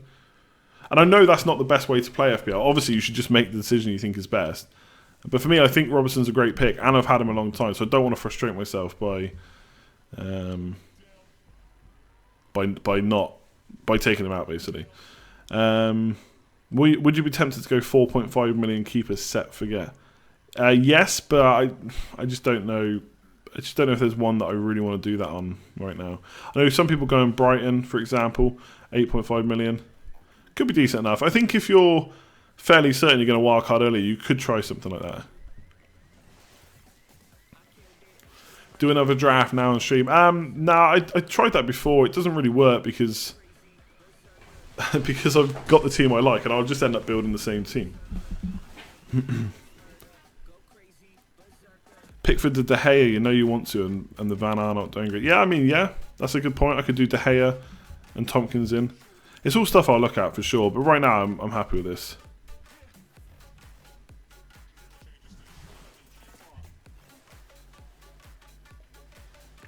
What is a wild card? So wild card. So basically, you got really quick. You got chips to use throughout the season. 2 of them are called wild cards. You get one before Christmas, one afterwards, and it lets you change your whole team. Basically. So let's say after game week 1, you think, oh, this team's awful. You can wild card and change it completely, but you only get it once. So try not to use it too early. Interesting fact for people that haven't played for a long time. Not fact, but I can't remember. It was one of the first seasons I played. I've been playing about 8 or 9 years now. One of the first seasons I played, there was really big issues getting into the game in game week 1, like just before probably for like an hour or 2 before the deadline. So people couldn't change or update their team. So in game week 2, you got a free wildcard. And I still use my actual wildcard in game week 4, which is poor. What was my FPL rank? I can bring my FPL rank up. I know people always want to see it, maybe to kind of say how poor you are or see how good you are. I mean, I would say my game week history is probably, you know, it's okay. Like I've had a couple of dodgy years. Everyone's always got an excuse for their bad years. I mean, this year, this rank, I was working nights, didn't pay too much attention to fantasy football. This one, this is the season where I went. I think this is the season. And is this when Leicester won the league? I think this is the season I went for Mitrovic instead of Vardy when he was scoring loads of goals, and I went for Sturridge instead of Aguero when he'd just come back from an injury, and Sturridge with injuries. Yeah. So there you go. There's my rank. I think it's decent enough. It's not quite elite to get into the top 5k multiple times, but this season could be the season. You never know. I think it's decent enough for that many years played. Kev, there you go. Your worst rank was working nights too. It's a nightmare. Like, I'd never do nights again unless I had to. I know some people love it. I used to work with people that were so happy to work nights, and so was I, to be honest. But when I come off it, nah. Stop tempting fate. Look, the site has worked way better since that. This is 7 or 8 years ago, but it was interesting. I beat you by 2 points last season. Kevin, come on. You need to up your game this year. Yeah, last season turned out to be a bit of dead rubber because I got up to 15k and thought, this is it now. I'm going to get into the top 10k from here, and it just didn't happen. Posty 76 with a £2, thank you very much. If Salah blanks, how long do you give him? Salah 3, 4, 5, 6 games, I think. I mean, I wouldn't be looking to offload him too quick, to be honest. The thing with when a player blanks is you've also got to think about what other players are doing. So it's easier for me to sit here and say I'll give him kind of 4, 5, 6 weeks, and I probably would. But if Kane and Aubameyang are smashing in the goals every week, then it gets a bit harder to leave them in. So it does depend on what other players are doing too. Am I doing a draft mode? I've actually not done a draft mode this year.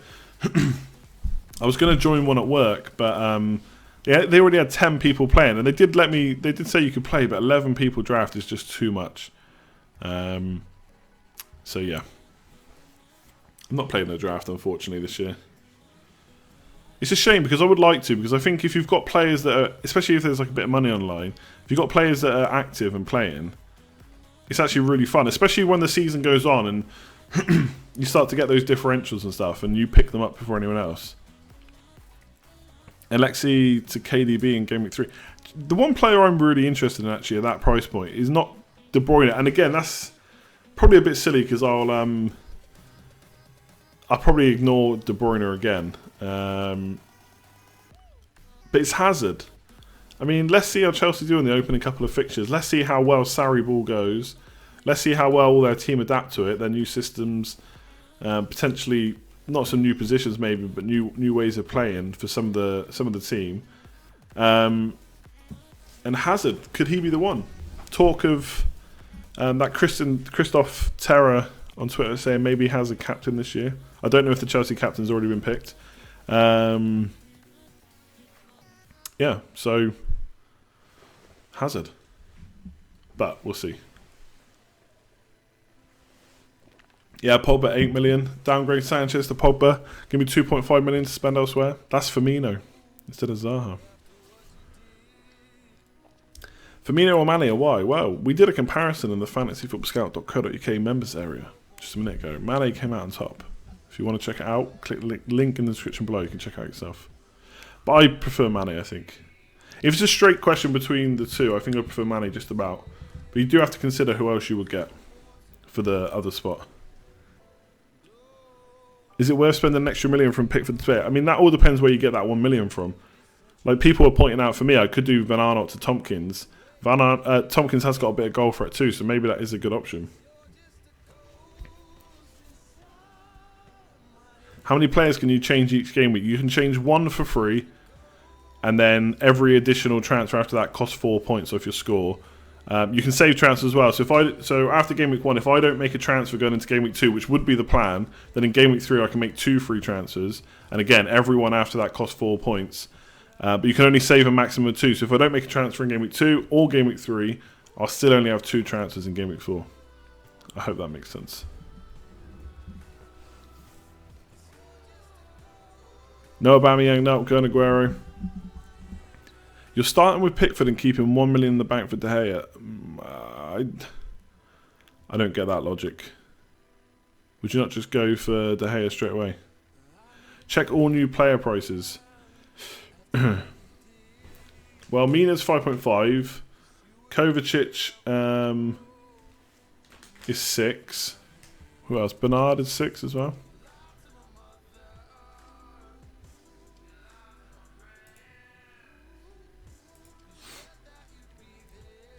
Do I not fancy Session on the Mitrovic? No, I want to see how Fulham do. I know people are kind of hot on them, think they're going to do well after the Championship. Obviously got some quality players there, but and Schürrle come in as well. I just want to see how they do first.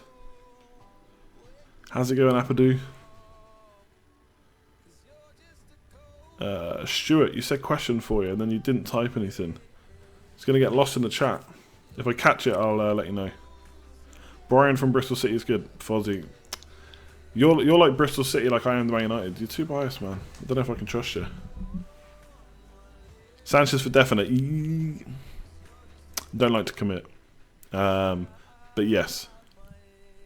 De Gea might flop after the World Cup. I mean, I don't think he'll do... I don't think he can necessarily be as good as he was last year, but flop, nah.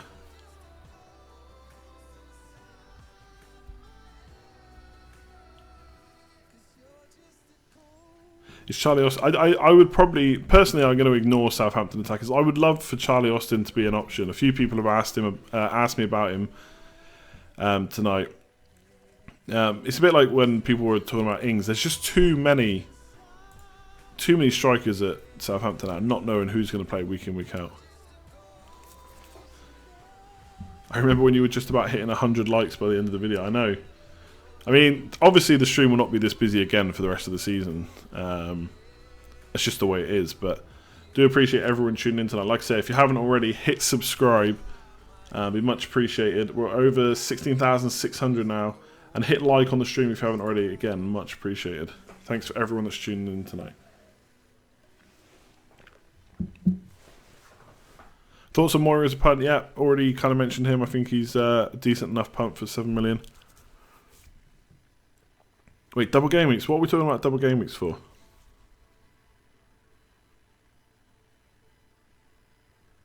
Jordan Ayew is 6 million. Interesting. Again, though, like... Yeah, no, I just think Zaha's the man there. Maybe Townsend. Best 5 million defender. I think if he's going to play, Trent for me. There's quite a few 5 millions I like, though. I mean, you could go Sacco. If you wanted to save the 0.5, you could just get Tompkins. Potentially Burnley defenders, but I'd have to double check. I think their squad's getting a bit stretched. But yeah, Trent is the kind of one that stands out for me, I think.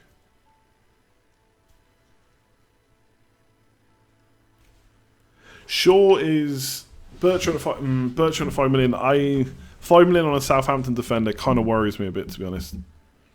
So not for me. Should you leave Edison out since he's having a kid? There's a lot of worries about Edison, his kid. I don't know. to use a phrase that Physio always says, I don't know when Ederson's kid is due. Could he miss a game? Yes. It depends when the kid drops, I suppose. You do see a lot of time with footballers, like if it's midweek, they'll be back for the game and then maybe go again to get back to the family and stuff. So is Ederson... I mean, is he going to miss more than one game? I think you'd be pretty unlucky if you got Ederson in and he's going to miss 2 games. I guess it's a concern because you're probably going to go for a 4 million bench goalkeeper. So, yeah, maybe if he misses one game, that's annoying. But I don't know if it's enough to completely put me off, to be honest. Will Dele Alli start this weekend? Wait and see what Pochettino says tomorrow, but my guess would be no. That would be pretty funny if the official FPL account started tweeting baby news. Ederson's kid is now due in 3 weeks. Ederson's kid is now due in 2 weeks.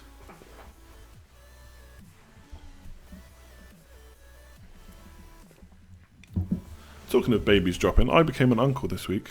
That was great. Although I'm probably not going to see the kid until Christmas.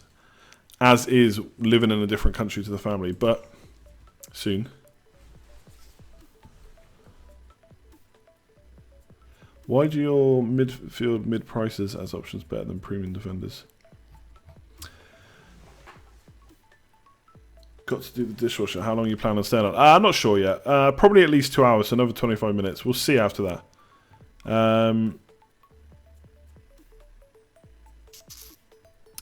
What was the question? Sorry, Jamie's question.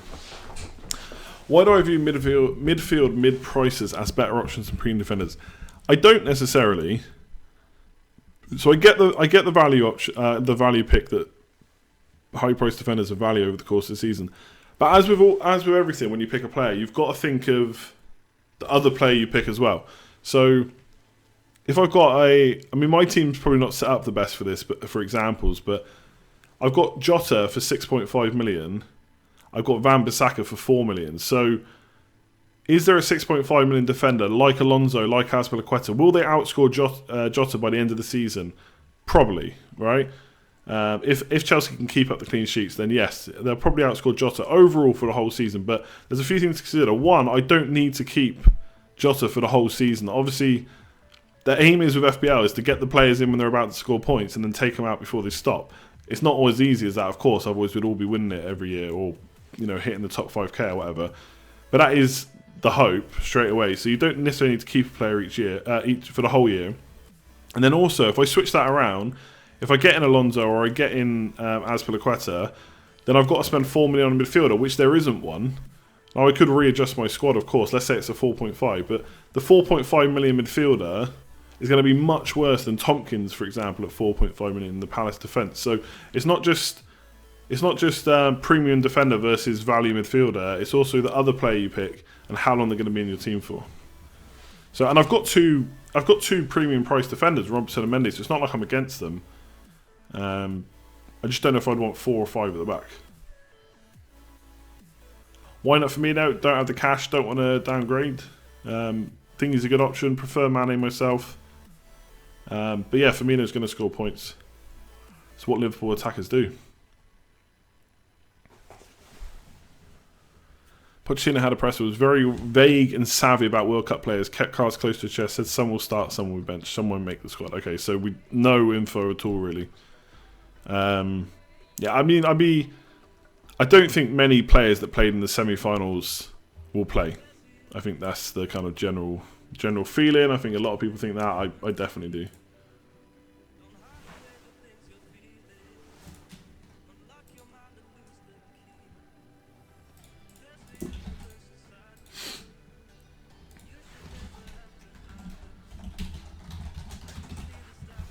Just replugging the stream.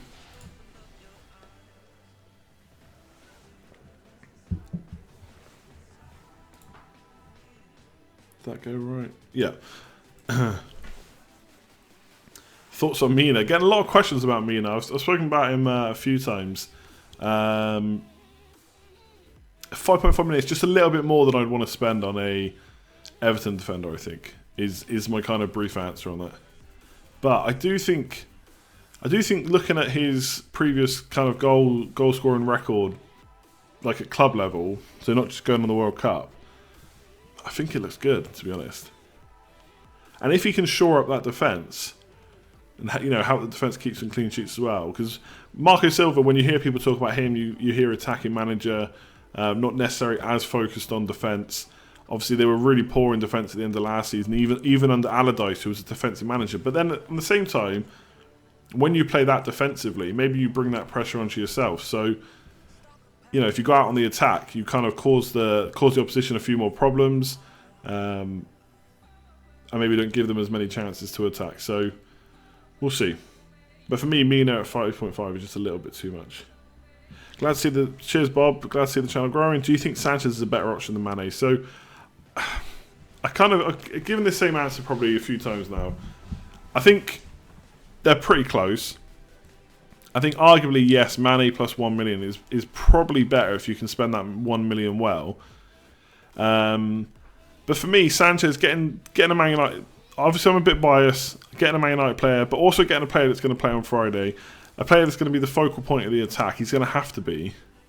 We've seen him do it before. He's had a summer off. I want to give him the chance. He's been playing pretty well in pre-season. Obviously, some of those games, Man United had a pretty weak team. They're missing players from the World Cup and whatnot. But I think he looked good, Sanchez. So I'm going to go for him. Do I really think 100% that he's better than Mane? I'm not too sure. I think it's pretty close. And when Mane is the cheaper player, arguably he's the one to go for. But Leicester are going to be without Vardy, going to be without Maguire. It looks like it's going to probably be without them. It's Old Trafford, first home game of the season. I think there's a lot to like about Sanchez. But Mane's a really good option too. So I would probably look at how much you can do with that 1 million. Like, if the 1 million is to do Tompkins to Van Arneholt, I don't know if it's as good as if it was to do maybe, like, for me, Pickford to De Gea. Maybe that would be a better option. So it depends what you're going to do with the million. A little bit of everything with the €5. Thanks very much. Good luck this season. Amazing to see how much you've grown since last year. Hopefully the same levels of growth this season. Thanks very much. And again, all thanks to you. People hitting the like button, people subscribing, sharing, commenting, all that good stuff is all helping the channel grow. So thanks very much. We'll see how it goes this season. I mean, I generally had a few goals written down to kind of how many subscribers and stuff I wanted to hit by the end of the season. And 15,000 was my goal by the end of the season.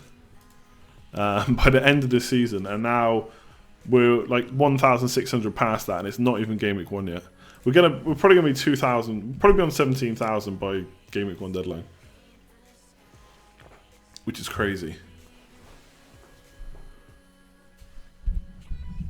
Is it worth captaining Sanchez week 1 over Salah in hope of a head start?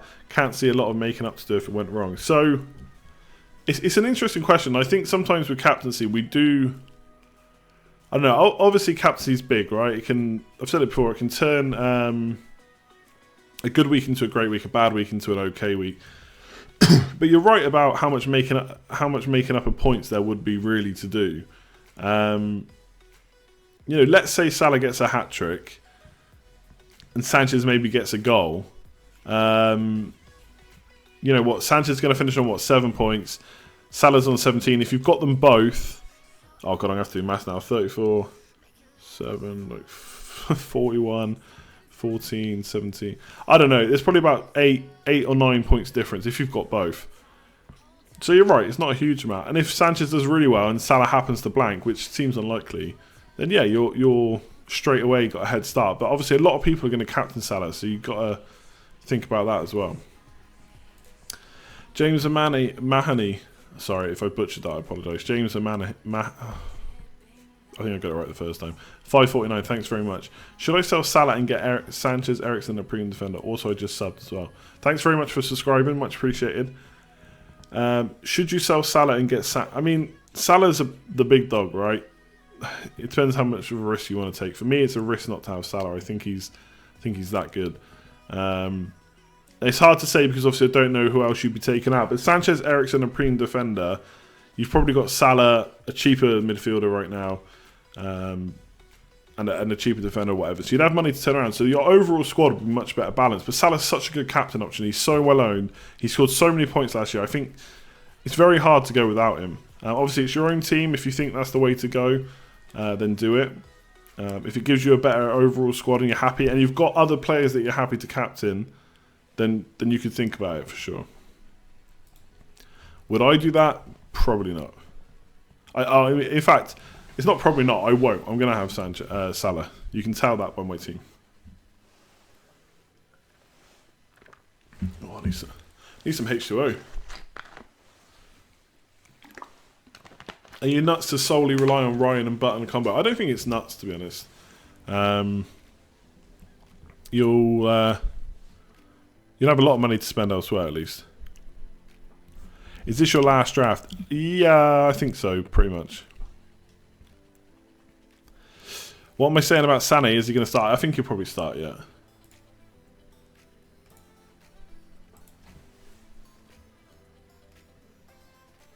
Balbuena from West Ham, he's great. So I already mentioned a podcast I listened to earlier by Apple Bonkers, FPL Toilet.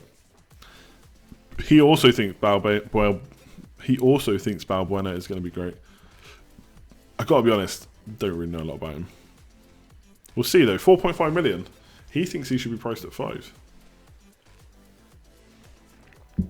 Is there merit in bank boosting? Do you know what? You're going to have to explain to me what that means. I mean, I assume you mean... I don't know what you mean. Do you mean leaving money in the bank?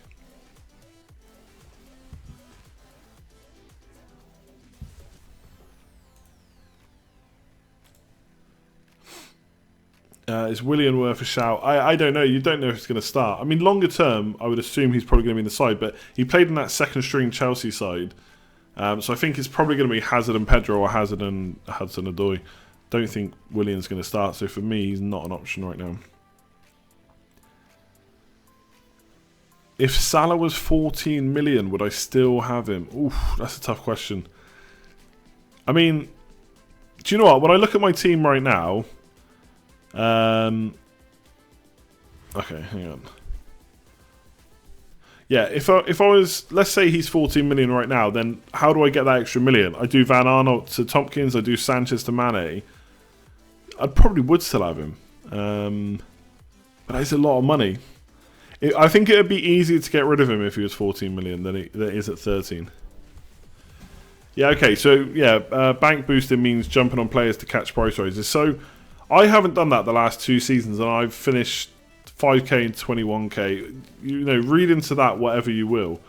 For me, I kind of treat price rises and getting in players the same most seasons. So I'll always want to wait for as much information as possible. Injury news, formation, tactics, maybe there's something a journalist says. Whatever it might be, I want that information. But if there's a player I definitely want to get 100%, I know there's no way I'm going to go for someone else. And let's bear in mind, getting an injury midweek is pretty unlikely. It doesn't happen that often. When it happens, it's annoying, but realistically, the chances are quite low. So if the player 100% I know I want to get, let's say it's got to like, especially if it's got to like Wednesday or Thursday already, and they've got no match to play. So if there's a match to play, I definitely won't do it most of the time. But if there's no match to play and they're rising price, then I might do it. But I wouldn't transfer in a player that I don't want just to catch a price rise. No, unless it's on the wild card.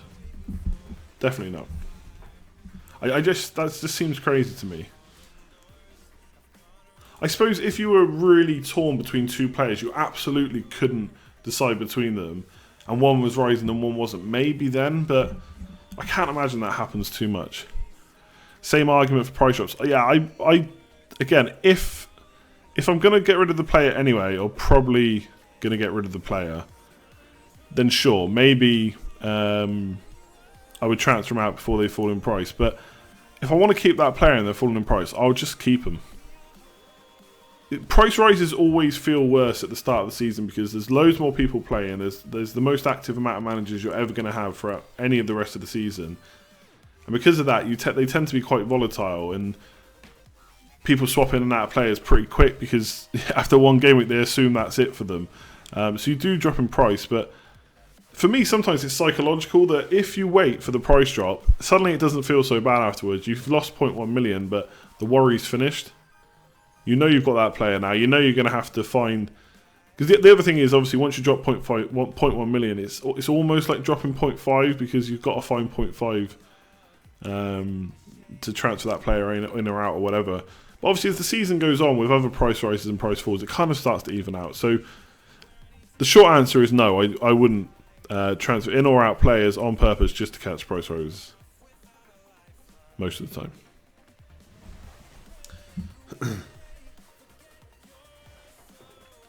Opinion on Kante, got 101 points last season. For 5 million, he seemed like an absolute bargain for Chelsea. I mean, yeah, over the course of the season, he probably is going to score well, but you're not going to play him that often. He's probably not going to get many goals or assists. I know Simon March, former champion of FPL, he likes Kante. He is a Chelsea fan, though, so, again, make it out what you will. I don't know. I mean, it's going to be... For me, I don't want that player to play most of the time. Now, maybe later in the season, you know, maybe you think more of that when there's going to be more rotation. But right now, I don't want to spend 5 million on Kante, personally. I know people are saying maybe it gets more forward this year because of Jorginho and stuff. But is Kante probably not going to be the deepest, I suppose, deepest player? I think that's where I went wrong last season. To focus too hard on making money at half my rank came in handy later on in the season. Yeah, I mean, I can only speak from experience. Again, I finished 5k. Again, every season is different. There could be multiple reasons why this happened, but the last 2 years I've not focused on price increases before. Not really checked the price sites too much, especially later on in the season. The season I finished 5k, just inside the top 5k. I had a really poor team value, and it made me get players like Ben Davis and Son at the end of the season who did really well. So it makes you look for bargains. And then last season I had high team value without really focusing on it, and I finished 21k. So team value isn't the be all and end all of having a good end to the season, or even a good end, or even a good season. In my opinion, you don't talk much about Zaha. Why him? I think 6.5 million mid-wise, forward-wise, I've got King, so I'm happy with that. So I've got a 7 million slot. I had an Arnautovic. I've basically just looked at Zaha's fixtures. And longer term, he's better fixture-wise. Maybe not in the first 4 to 5, but they're quite equal. But then further along, he's better.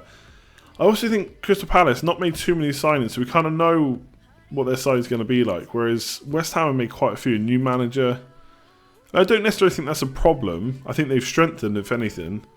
And Arnautovic should be up front. But I just think they're going to be very close, points-wise, by the end of the season, whether they play up front or not. And for me, Zaha's fixtures just slightly win it for him.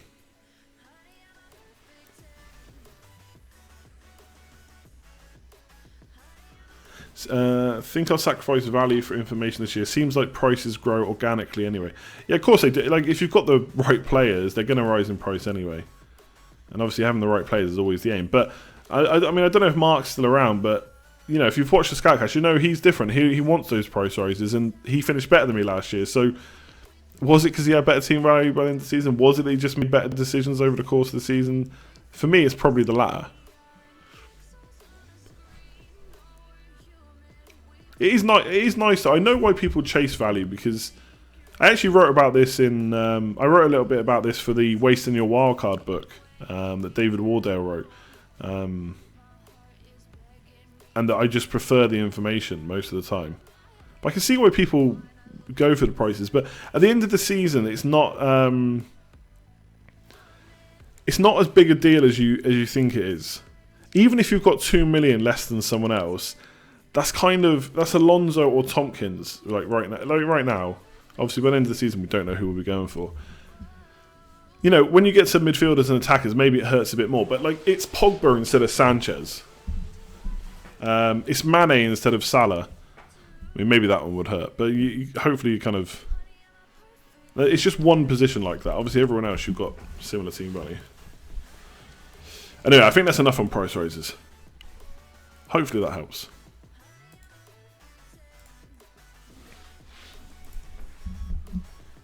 Thoughts on double City defence? I'm possibly going to do that myself, so I'm all for it. I think defence...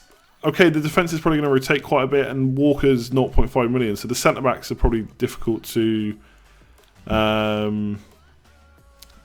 say who's going to play week in, week out. But I think Mendy's going to play most games, and Edison at 5.5 million is a good option. So I think with their fixtures, there's clean sheets there. During the Scoutcast, what are you doing on your computer? Not a lot, really. I've got 2 screens, so I know people sometimes say I'm looking away and I'm ignoring what's going on. But obviously, I don't need to necessarily watch to know what's going on because I've got it in my ears. So I tend to have the Scoutcast here, the Google Hangout, and then any notes. And then on this screen, I've got like my team, basically my team, and sometimes the YouTube chat. And that's basically what I'm doing. I'm not like typing or talking or anything. Been watching your videos, first stream I can watch, really enjoy the content. Thanks very much, Uzi, or Uzi. Apologies if I messed that up.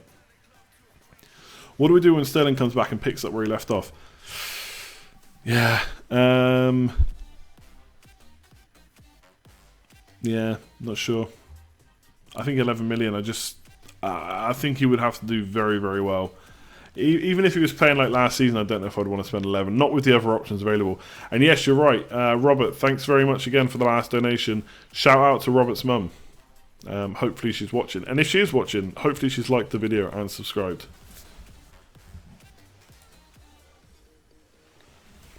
We're 2 hours down. There's a consideration for stopping. But there's also still 1,300 people still watching. Which is a little bit insane. So we'll keep going a little bit longer. See how it goes. Although I am very aware that I'm probably just repeating myself now. And don't want to do that too much. And as FPL Dare says, and if you want to check out FPL Dare's channel, just go on YouTube and search for FPL Dare. Recently started doing FPL content, so have a look at that. Go with your gut. At the end of the day, it's your team. So, you know, I can give my opinion. Doesn't mean to... doesn't mean... you know... You have to go with it, basically. Sorry, Robert, appreciate it, but come on, can't be having those messages. Not in line, what was the peak viewership? I think we hit just over 1,600 people. And I forgot to screenshot it. I screenshotted it at 1597, so I don't know if anyone got a 1,600 screenshot. If they did, send it my way. If I won FPL, which games would I want to go to? How many did you get? Did you get 2 or 3 or 4?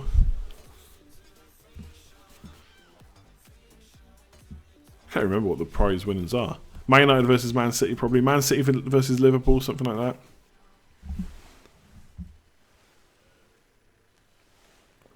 If Kane was 11 million, would you put him in?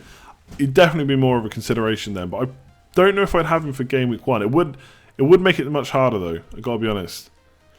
Right now, I feel like I can ignore Aubameyang because of the fixtures. Harry Kane, 2 decent enough opening fixtures. Not so sure, but he's not 11 million, so... Yeah, 12.5 it'll be. You're a United supporter, you're a bit concerned this season, was hoping for a quality defender. How do I feel? Yeah, it's been a bit lacklustre. I suppose... I mean, our starting fullbacks are still 2 30-plus-year-olds who used to be wingers. And to be fair, they did well last season, but sometimes... Oh, sorry, not sometimes. I just like to... I would just like to see a bit of freshness there. But I don't know. I mean, Valencia especially have done really well. Actually, I'd like to see Shaw start. Centre-back, yeah. There's problems there, I think. Depends how much Barry can stay fit. I think he's going to have to be the number 1 now. Jones, I don't know. Jones did okay when he played last year. He just always looks clumsy. I don't know. I don't know how clumsy he actually is, but he looks clumsy, I know. I'm not too concerned about Man United. The problem I have is I think players like Martial and Shaw could be really good. I think Martial is a decent talent. Maybe he got hyped up a little bit too much. But for me, he's got to play, and he's probably not gonna. He doesn't want to be at the club, if you read the reports and you believe him. So I don't know. It was a bit of a lackluster transfer deadline there. I was a bit surprised we didn't do any business, but it is what it is. Jose at the helm. He's a born winner. The squad's still decent. It's not like we've got a super bad squad or anything. So, you know, Lukaku, Sanchez now full season could be decent. Gee whiz, came to wish you good luck for the forthcoming season. Thanks very much. Yeah, Lindelof. I mean, buying Lindelof should probably get a bit of more of a chance to play together. But again, I wouldn't get Lindelof in my FPL team. I think Bailly is risky enough. Maybe not too much of a risk. 5.5 million. Probably going to start, but for me, not Lindelof.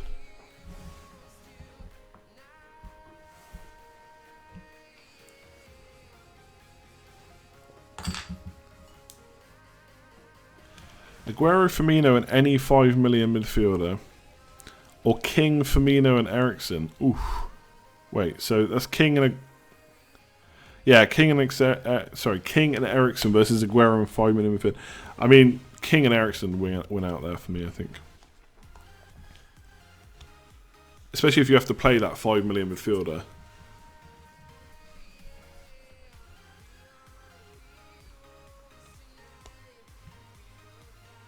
Worried about United, we need to play expansive football to challenge it. I mean, I don't foresee us playing the same type of football as City, that's for sure.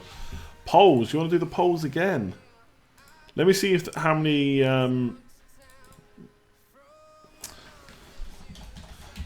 let me see how many new votes we got. If we got loads more votes, we'll do the polls again. But I would say they've probably not changed too much, and probably not had too many more votes. We've not been plugging them. If you haven't already, by the way, we're only 1 like away from 600. It'd be much appreciated if you haven't already to hit like on the stream. And if you are new around here, hit subscribe. We're nearly at 16,700. Which is insane. And I've refreshed the wrong screen. Okay. So we had about 750. Okay, so there's been about 200 more poll responses. So we'll go through them again. You've got your wish. You've got your wish.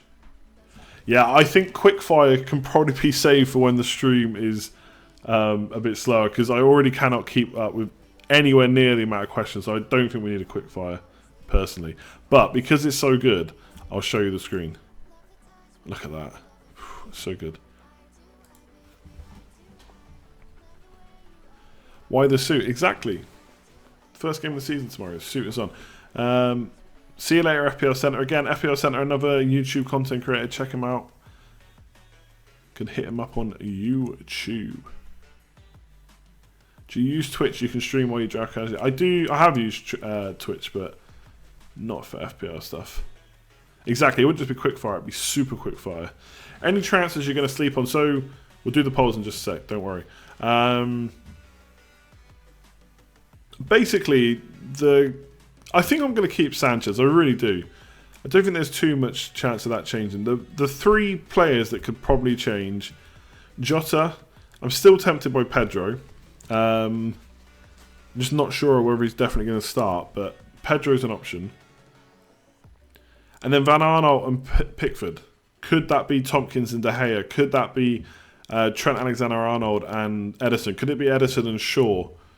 That's kind of what I'm thinking. So those 3 players are the ones I'm looking at. Hudson-Odoi, I'll probably pick a different 4.5 million mid, but it'll be a 4.5 million midfielder, whatever really. Bednarak maybe change to Peltier. And if I don't go Everton keeper, I suppose I'll probably do Stecklenburg maybe to Hamer. I don't know if he's actually going to start, to be honest. But the main core of the starting 11, Jota, Van Aanholt and Pickford, are probably the 3 I will kind of sleep on and think about.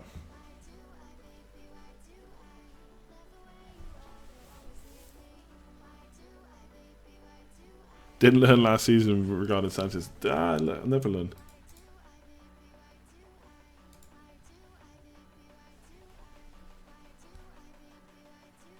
There's a risk that none of your bench will start within 3 weeks. A little bit risky. Yeah, I mean, yeah, okay. But I've just said I'm probably going to change Bednarak to Peltier. I think is more chance of starting from what I've read. And Hudson-Odoi, yeah, okay, I'll change to a 4.5 million mid's going to play. But I don't want to play that player anyway. They're not going to get many points, even if I get a starting 4.5 million mid. And then Wan-Bissaka, I'm kind of happy with, to be honest. I think he'd have to play really, really badly to lose his spot. Played a lot of games at the back end of last season, and has played pre-season. So for me, he's in. Guarav, sorry if I've mispronounced that. Night Andy, cheers. Good luck. Thanks very much. Good luck to you too. Hopefully your first arrow is green. That is the beauty of Game Week 1. We're all getting green arrows. We're starting on like rank of 4 million odd. In fact, that's one thing to say. There's not even 4 million people signed up yesterday. I think there was 5 million by the time the game opened last year. Is there going to be 1.2 million people signing up tomorrow? Possibly.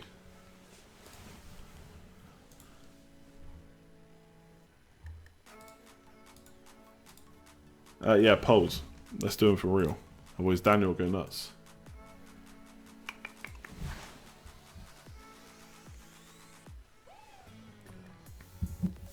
I'm a bit scared about opening the second bottle of beer after what happened last time. Did I see the video featuring Barrett Dodie? Yeah, I tweeted it out. I don't think it's pronounced Dodie either. I apologise.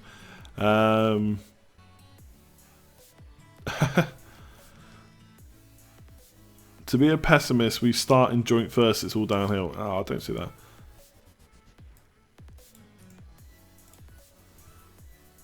You're the cameraman of Clitheroe Fan TV. Is that true? Hello, if that's true. Okay, polls. I'm doing them for real. This will be the last time we do the polls now. For this stream.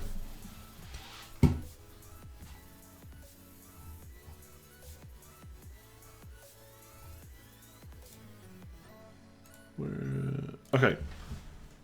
My computer's going really slow for some reason, which is weird because the internet's decent.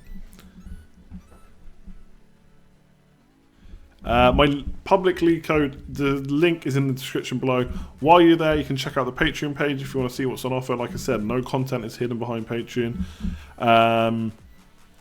And if you want to check out fantasyfootballscout.co.uk, click that link in the description too. Check out the Members area, lots of stuff there. Comparison tools, heat maps. You can build your own tables to check stats. What else can you do? Rate my team tool. Loads of stuff there. Okay. Is Man United defence cover essential? I said no before. Still on no. 66% saying no. There's been over 1,000 votes now. So 66% saying no. 20%. Oh man, tickly cough, tickly throat. 66% saying no. 20% saying yes, get a defender. 12% saying yes, get David De Gea. So about 32%. Which I know doesn't add up. It's a bit weird sometimes with the votes. 32% saying no, yes, and 66% saying no. Best 6.5 million midfielder. See you later, Fozzie. Thanks very much, mate. I'll catch you next time. Any chance that FPL crashes due to busy server? Nah, I'd be very, very surprised. Best 6.5 million fit mid. I think Richarlison's gone up a little bit here. 69% saying Richarlison, 17% saying Jota. 3% Pedro, 1% Sessegnon, 7% saying go for someone else or someone cheaper.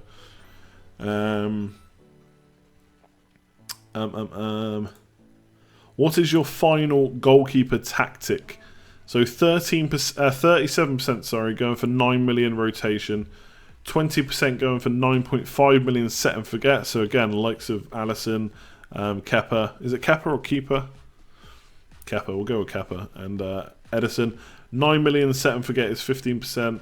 8.5 million set and forget is 15% too, and 11% going for David De Gea. So I don't think that's changed too much. Which formation have I settled on? So 3-4-3, 72%. 14% 3-5-2. So I think that's grown a bit. 11% 4 at the back, and only 8 people going 5 at the back apparently. And then which 7 million forward? 43% saying Zaha, 24% saying just get someone 6.5 million or less. Arnautovic 16% and Tozen 14%. So the people have spoken. Over 1,000 votes. Thanks very much. Last time we do the polls now. Best 4.5 million defender for me, Tompkins. Just with fixtures and everything. Please, so many people asking Tozen versus Zaha. I mean, I've got Zaha, so that kind of answers the question for you. And I've just read the polls.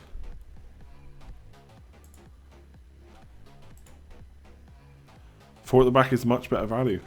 We'll see. We'll see. Just joined your league. So many teams there. Yeah, I wonder how many teams are actually in my league, but I don't know.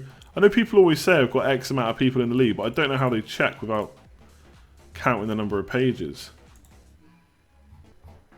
I mean, maybe they've just counted the number of pages, but yeah, lots of people in the league. Make sure you join the public league. How about a pre-game week 1 cheeky Disaronno? Rory, I don't know if I've got Disaronno in the house, actually. I think I drank it all. I've got a beer on the go, but my I've been going for over 2 hours. My throat's going a bit. So we've got a beer on the go. I just saw someone say, okay, we'll do one more comparison, because we've only done one, and we've been going for over 2 hours. So we'll do another comparison. Let's see, give me some suggestions on a comparison from... So this will be from last season, compared to 2 players. Someone said Callum Wilson and Josh King just a minute ago. So anyone else? Any other comparisons? Attacker's probably more interesting than... Yeah, goalkeepers, I suppose. Lucas Moura, probably not good comparison. The league code is in the description below, and there's loads of info in the description below, basically. Sniff out a bottle of Disaronno for Sunday. I know I've got to watch the beer though. I'm back in the gym and stuff. It's Zaha versus Arnautovic. Did we do that on the last stream? Because if we didn't, that's probably a good one, to be honest. I got a feeling we did it on the last stream though. Because one of the things you can do is you can go back to certain game weeks. So you could go and look when Arnautovic played up front and when he didn't, and compare, which is cool. Trent versus Robertson, that could be good too, yeah. Or even Trent versus Van Dijk. Sorry, what about Robertson versus Van Dijk? Okay, I'll give you some. Yeah, we did Zaha already, I think. I'll give you some options and you can vote. Hang on, let me just write some of these down. So I think Robertson versus Van Dijk because they're the same price. Or Robertson versus... We can do Robertson versus Tia. What was the other one? I've forgotten the one that's some... Oh yeah, King versus Wilson.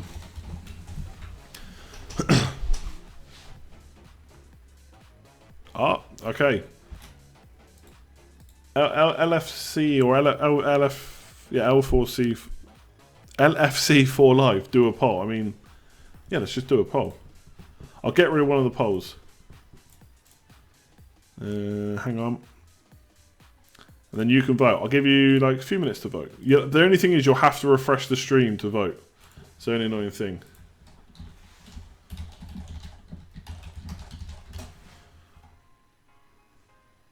I mean, if you put FFS at the end of your thing, like it doesn't make it better.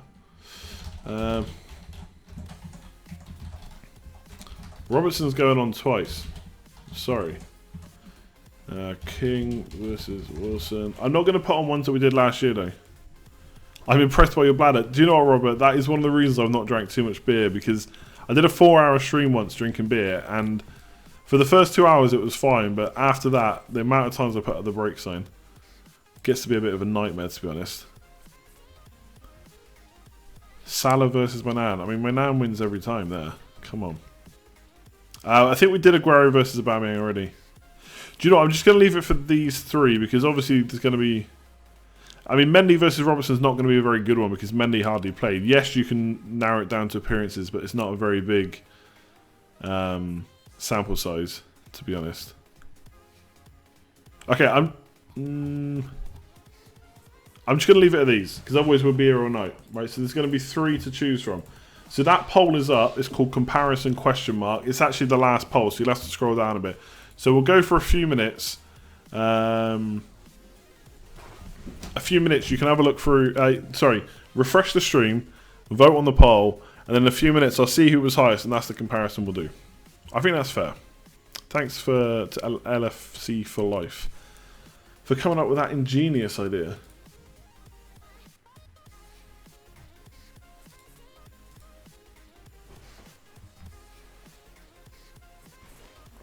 Cheers, Luke. Thanks very much. And again, appreciate the message. Hopefully everything's going well for you. Hit me up on Twitter whenever. Can do comparisons on new players. I'm gonna leave it with the ones. Yeah, can't do it for new players. Yeah, I'm gonna leave it with the ones we've already done.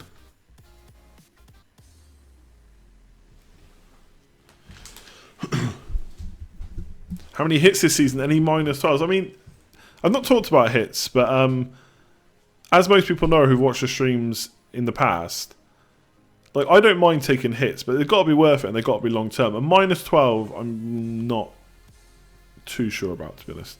Minus 4, minus 8, that's different.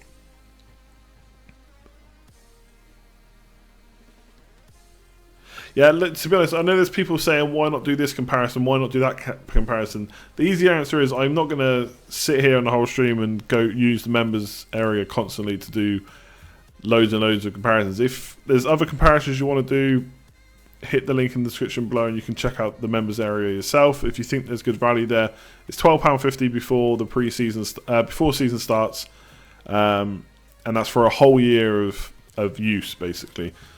If you think that's good value, great. But I can't, I can't keep do all the comparisons, basically. Okay, so I'm gonna.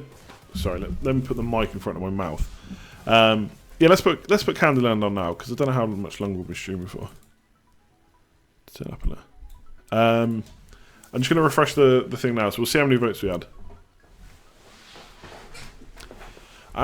Just a bit of warning, read Joe Hart. The reason Tom Heaton didn't play is because he was ineligible. That's interesting.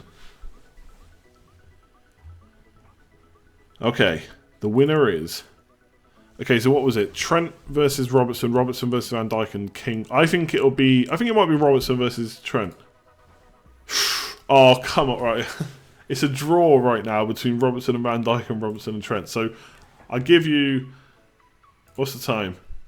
I'm going to give you till 11:17, which is 33 seconds to keep voting. And then we'll go from there. You can vote for King and Wilson still if you want, but I don't think they're going to catch up. I do personally think that maybe Robertson versus Trent is a bit more interesting because they're different prices. So if it's still a draw in a minute, I might make an executive decision. You got 3 seconds. 2, 1, 0. Okay. You don't have to refresh to re-vote. Yeah, okay, I see what you mean. This is still live, Slaughter. Yes, thanks for tuning in. Hit that like button if you haven't already. 700 likes. Can we get to 1,000 by Game Week 1 deadline? Maybe. Hit subscribe if you're new around here. Comment below. All that good stuff. Okay. Let's have a look now. Okay. Robertson versus Trent is winning now. Hopefully my comments didn't influence it too much. If it did, so be it. That's what we're doing. So, as I've already said a few times, if you want to check this out, it's on Fantasy Football Scout, members area, £12.50 pre-season. Loads of stuff you can do on it. One of the things you can do is compare players. So, before anyone says, yes, you know, these two didn't play... Let's see. Yeah. Didn't play the same amount of games, but you can do averages per appearance, which kind of narrows it down a bit for you. So Robertson on the left, Trent on the right. Very similar heat maps. Robertson's probably saw a little bit more on the ball and a tiny bit further forward, but not too much. So in terms of where they're receiving the ball, he didn't get forward that much more, but he did get forward more, essentially, but not that much more. Did they take too many shots? So you can check the shot heat map. So that'll show you exactly where they took shots from. So Trent took them from outside the box, whereas Robertson actually got into the box and took shots. So straight away, more likely to score inside the box than out. So that's decent. Sorry, yeah. And then you can check. There's loads of other stuff. I'm not going to go through everything, obviously, but you can check absolutely everything in the heat maps that you're going to need to. And you can come down. There's much more stats down here. Again, loads here. I'm not going to go through everything. You can do that yourself if you want to sign up. But the ones I tend to look for, penalty area touches. So Robertson averages higher amount of penalty area touch, which is obviously good for trying to get assists and goals. Goal attempts, funnily enough, 0.5 and 0.6. So they're very similar. Trent actually slightly ahead. And then chances created, which would be interesting. Big chances created, very, very low, well, lowish for both of them. Robertson slightly ahead. And chance created, actually Trent slightly ahead. There you go. That's an interesting one. So Trent, slightly ahead for chances created and slightly ahead for shots, but not getting as many touches in the box. So maybe it's a bit closer than we give him credit for, and it's 1 million cheaper. So I don't know. Make of that what you will. But yeah, 1 million cheaper. I don't know. Trent takes corners and free kicks. Yeah, fair enough. Okay. So maybe from open play, Robertson could be better. Again, if you... where is it? My stats tables. Attacking defenders. So I don't know if I've got it on here, but you could actually go in and check chances created and how many of them are like kind of taken from corners. So I got chances created from last year. You could check. You could modify it to put corners and stuff in. So when you create a table, there's all these stats that you can take a look at. So there's tons of stuff in there. If you want to click the link in the description below and check it out, obviously feel free to do so. But there you go. I don't know what you think of that. Trent versus Robertson, pretty close.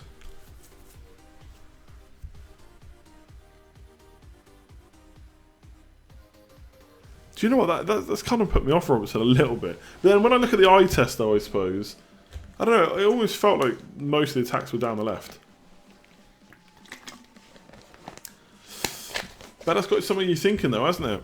I think sometimes that's the interesting thing about eye tests versus stats. Sometimes your eyes aren't showing you everything, and at the same time, sometimes the stats aren't everything. You've got to trust your gut and your eye. So, but the thing I like is doing both, is getting an idea of both. And if the eye test matches the stats, even better.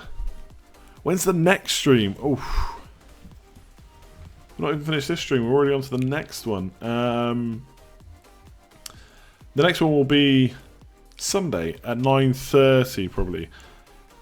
I know I'm talking myself out of my team. Oh god, don't check too much. But you could also do. I'm not going to do this. I'm not going to go through my whole team again. But on the Rate My Team tool, so you could go to Players, for example, and then I probably should make it a bit bigger. You could go to Defenders, and then Liverpool. And these are the scores that they think they're going to play. Now, one thing, like I said, this is obviously numbers based on kind of projections of what they think they're going to get and how they've done in the past. But there is a bit of human input about whether a player is going to start. So if they think, for example, Trent Alexander-Arnold, yes, he could start, but he's not as guaranteed as Robertson and Van Dijk, then he might get a bit of a less score. Because obviously he's got players like Klein who could come in as well. So obviously they think Klein is even less likely to play. Alexander-Arnold, obviously less than Robertson. Plus, potentially Robertson more attacking threat. So that's another thing you can check if you wanted to.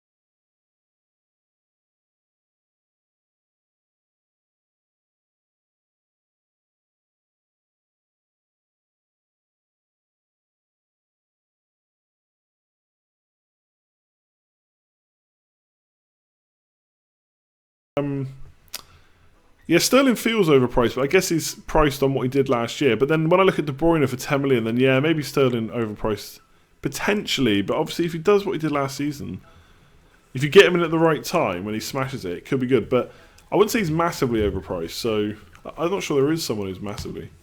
Sanchez, yeah, again, not massively.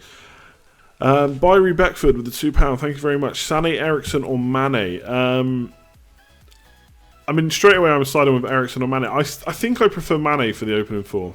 I've stuck with that all along, and I don't really see too much reason to change it, to be honest. How is the stream still going? I know, Peter. I really, it's almost like, I've said this before on older streams, it's almost like, you know, when you see on TV, you got boyfriend and girlfriend or whoever, and they won't hang up on each other. I feel like that. I feel I can't hang up when there's more than 1,000 people still watching. What's the Kane acquisition plan?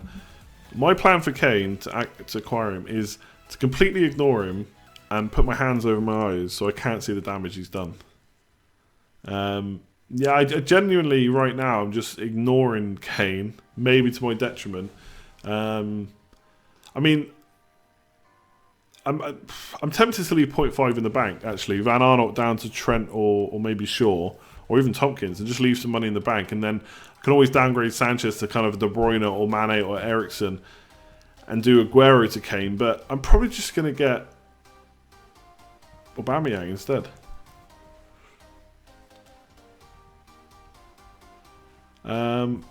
Worried about Pickford not starting? Not hugely, because Stecklenburg come in, although granted, maybe not quite as good a keeper, of course.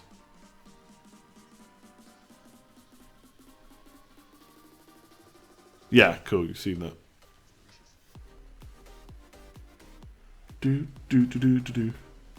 Which deadline day signings have made you rethink your team? Honestly, none of them. None of the signings today have made me rethink my team, really. Cheers for subbing. Again, I know I've said this a few times, but I mean, the stream has been on for a while, so forgive me. If you haven't already, it'd be much appreciated if you could like the stream, if you've enjoyed it. If you haven't, there's a downvote button there too. And if you're new around here, hit subscribe. We should be over 16,700 now, I'd say. Yep. So we're coming on for 17,000, which is crazy.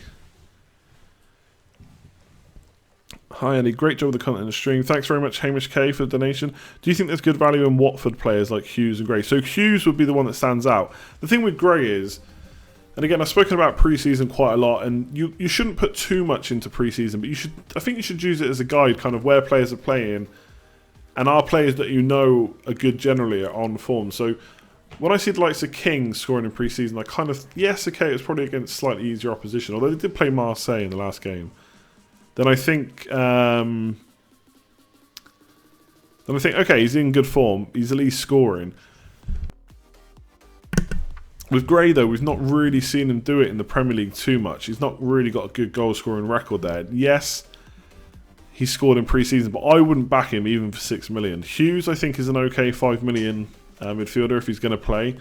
I think quite a few FPL managers are looking at him, to be honest. I'm not 100% on whether he's guaranteed to start, so it might be worth checking out that tomorrow and kind of look at lineups and stuff. But Gray for me is just too much, personally. It's not too much. He's just not worth it. Just not sure he's going to have a good season all of a sudden. Am I streaming to the deadline? Definitely not. What's your score on Rate My Team? Mine is 282. It depends how many game weeks you go. Mine was like 350, but that was over 6 game weeks. Interesting question from Katie. Do I get nervous before streaming knowing that loads of people are watching? No, I mean, not nervous really. No. I mean, it's just me and a webcam, I suppose, at the end of the day. I used to when I first started. I don't know if it was nerves, but I don't know, I'm kind of relaxed because it's my channel, it's my stream. Like if I mess up, so be it. If I do something I shouldn't, all comes back on me.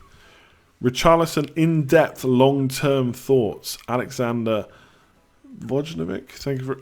Apologies again. Apologies if I've mispronounced anyone else's name. $199. Thanks very much.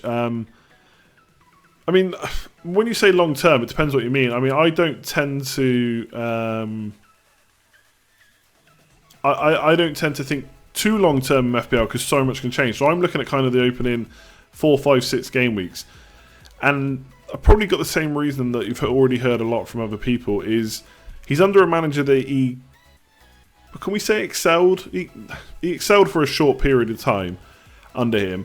He had played a lot of football. He come straight from the Brazilian league straight into the Premier League, so no rest like a lot of players do, which is obviously fine at the start because he was still raring and able to go fitness wise. But then he kind of obviously tailed off because he was burnt out. But he did well under that manager. That manager knows how to play him. I think 50 million he's nailed on. Good fixtures. I do like the other options in their team. Maybe Walcott if he's going to keep starting. Sigurdsson potentially. But I think for 6.5 million, as soon as he went to Everton, he was in my team. Marco Silva's going to make him attack a bit more than they did last year, you'd hope. I mean, Sam Allardyce was pretty negative. So yeah, I just like him as an option. 6.5 million, get a Brazilian, happy days. And I just think at that price as well, you don't need to expect the earth. There's other options you could swap him out to potentially if you need to. So if you've got that kind of money for that spot, I don't know. For me personally, he's my favourite at 6.5 million.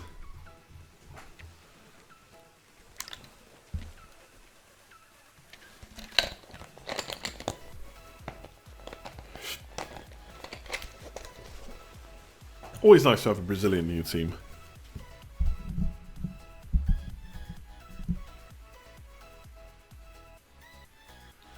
Fabianski got the same points as Edison and got relegated with only 9 clean sheets, so surely a 4.5 and 4 set and forget. Potentially, but again, they've not got great fixtures, which I know could mean more save points. But will West Ham concede as many shots as Swansea? I don't know. I'm tempted to just see first before I go on that from the off. Yeah, back on the water. Yeah, I've only had one beer. That'll do. Don't want to get too carried away, lads. Maybe if it was a Friday. Am I expecting big things from Mendy? I'm hoping for big things. How do you have so many viewers? Do you know what? I ask myself the same question all the time. I was surprised the first time I streamed and had 50 people. So to have still over nearly 1,200 after streaming for 2.5 hours, it's pretty insane. I'll be honest. Lucas Moura for 7 million. Adam, I think that's a nice little punt for the start of the season. Let's just say that. Longer term, who knows?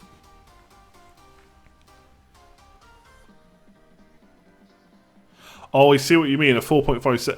Yeah, it could be, but at which 4.5? That's the problem, I think. How did the job interview go? Didn't get it. That's why I'm stuck here. Really wish some of the Crystal Palace options went elsewhere. Yeah, I said this I didn't say I wish they went elsewhere, but on one of the earlier videos about defenders, I think someone asked me about them, and they've literally got a defender at every price point. Arguably, if Sacco went somewhere else for 5 million, Van Arnold went somewhere else for 5.5, you'd still have all three of them in your team, which would be funny, I think. We'll see. Well, we won't see because it's not going to happen, but hopefully you know what I'm trying to say.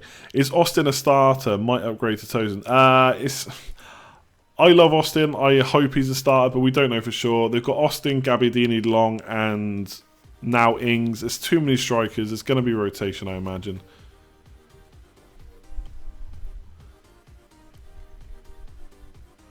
Hamilton, thank you very much for all the videos and dedication. People don't really acknowledge the effort, and I hope you continue to grow. Thanks very much. Hopefully we can grow this year. One thing I didn't realise when you try and put out as many videos pre-season is the amount of admin. Like yesterday, I didn't have any videos to do, and I still spent... I got home at 7 o'clock and ate dinner with the laptop, and I was on the laptop till like 10:30 just doing random FPL stuff that needed to be done. And I didn't even include putting a video out. Like, not that I'm complaining, even though it sounds like it. Just you don't even realise some of the behind the scenes stuff.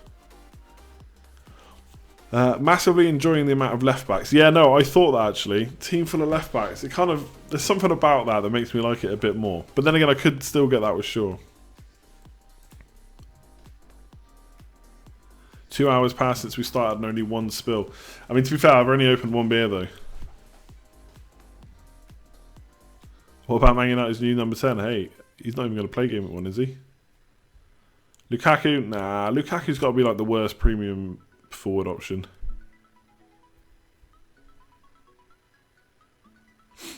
What is more important to you, real life football results or fantasy gains? Real life for like Man United, but I won't lie and say if Man United could win, let's say Man United are playing Leicester, let's say I had Vardy. If Man United could win the game like 4 or 5-2 instead of 2 or 3-0, and Vardy scores 2 goals, of course I like that. You know, some people say they don't. I'm not too sure. Sometimes I believe them, but I wouldn't want Man United to lose, for example, just so I could get fantasy gains. Although if it was the last game of the season, nothing in it, and Man United losing meant I won FPL, well, sayonara.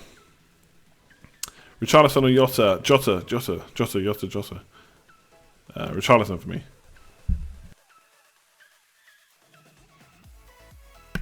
What city would I most like to travel to tomorrow? If you could travel anywhere in the world, oh, putting me on the spot there. I don't know. I've not been to enough places. I'd love to go to like New York and just try it out, see what it's like. Especially after I've just come back from like a kind of sit around a pool holiday. It'd be nice to do something a bit more city-ish. Has Ola entered the team? She has.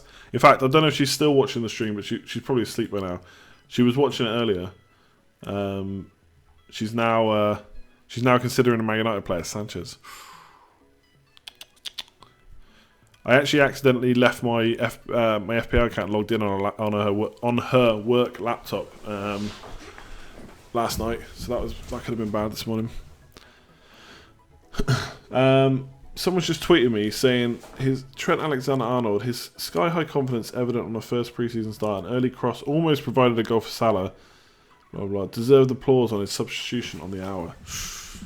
Still tempted by Liverpool and Man City double up. I think it's just a bit different. Not many people doing that. What happened to my foot cards? Still here. It's right there. I promise you. I can't show you, but I'll get it off the wall maybe next time. I'm still thinking about what to get behind me. It's not the problem. I've said this before. The problem with my room, it's really not. It's like a rectangle instead of a square. So like, the wall is right here. Like it's literally here, and the back wall is not very far behind me. So there's not much you can do with it. And if I put it at the end, then it's super long to the back wall. This doesn't work. It's so annoying. Things I think about, you know. Really interesting life-changing decisions like what could you have behind you. I've even thought about getting a stencil or whatever it would be of the Let's Talk FPL logo, maybe.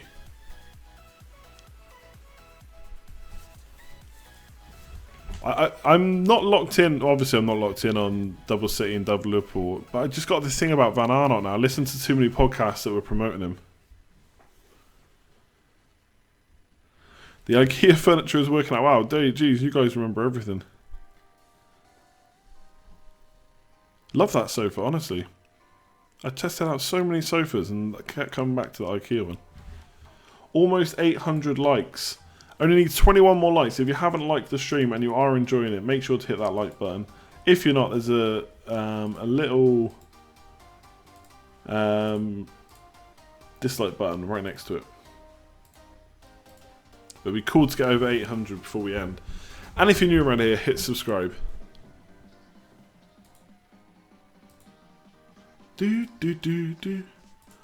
Why don't you have Madison? I wonder if sometimes when people write caps lock, are they really shouting or is it just a mistake? I mean, why don't you have Madison? It's like, I mean, for a start, has he not got a knock? What did people say about him today? Leicester fixtures opening against Man United. Not really too interested in that. Richarlison's not going anywhere, so it's really Jota versus Madison. Just going for Jota. Alexi Brace and you floss on live stream. I can't floss. I'm just awful. My little boy is a great flosser. I just can't do it. Not got the movement for it.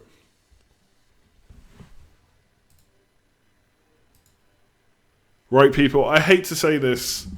I'm gonna have to end the stream. I'm kind of a bit gutted about having to end it when there's still over 1,000 people watching, but I have a feeling with the deadline tomorrow and like people in the other side of the world only like getting into their day or coming to the end of their evening that there could be over 1,000 people watching for a long time, and I can't sit here until that stops. And I think the questions answered a lot at this point. I don't think there's too much outstanding. So thanks once again for everyone that's tuned in. If you haven't already and you hit the like button and you did enjoy the stream, it's always appreciated if you can hit that button. It only takes 2 seconds. Subscribe if you're new around here. That'll let you know when I'm next going live, which will be Sunday at probably 9:30 PM. I'll tweet out about that. Cheers, Tim, by the way. Cheers for everyone that's watched it. If you want to check out the Patreon page, go and check it out. Again, no content's being locked behind it. You don't have to pay for any content. If you want to support the channel a bit more, the option's there. But it's completely optional, as I say. Does need a bit of a rewrite. There's going to be more stuff coming. If anyone wants to check out the mug on offer, boom. There's going to be monthly mugs on offer for the winner of the league there. And there's going to be a big prize at the end. So yeah, check that out. If you've not checked out fantasyfootballscout.co.uk and all their membership stuff, check that out in the description below. Click the link there. Be much appreciated. Really helps out with the stream and stuff. Otherwise, I'm going to leave it there. Good luck with Game Week 1. Don't panic. There is... FPL is not going to be won or lost in the first game week. There's a long way to go. It's a marathon, not a sprint. There's no need to panic. You know what you know. The very small minor changes you might make between now and tomorrow are probably not going to have a huge change to your Game Week 1 score. So, like I say, don't panic too much. Good luck in Game Week 1. I'll be as active as I can on Twitter tomorrow, but it's going to be tough, to be honest. I'll probably tweet out my team if I can before the deadline. If not, you'll see it afterwards anyway. If you haven't already, the league code is in the description below as well. So join that public league. Be cool. What else? I think that's it. Hopefully it's green arrows galore. If I only score 10 or 12 points or 20 points in the opening game week, you might not see me for the rest of the season. But hopefully it'll be a good one. So yeah, we'll assess that. Like, comment, share, subscribe. Enjoy Game Week 1. Don't have too much of a sleepless night. It'll all be alright in the end. Until your Game Week Captain 1 fails. Otherwise, I'll leave it there, people. Like, comment, share, subscribe. All that good stuff. And I'll catch you next time. Thanks very much for tuning in. Ridiculous amount of people watching. Crazy, in fact. Goodbye.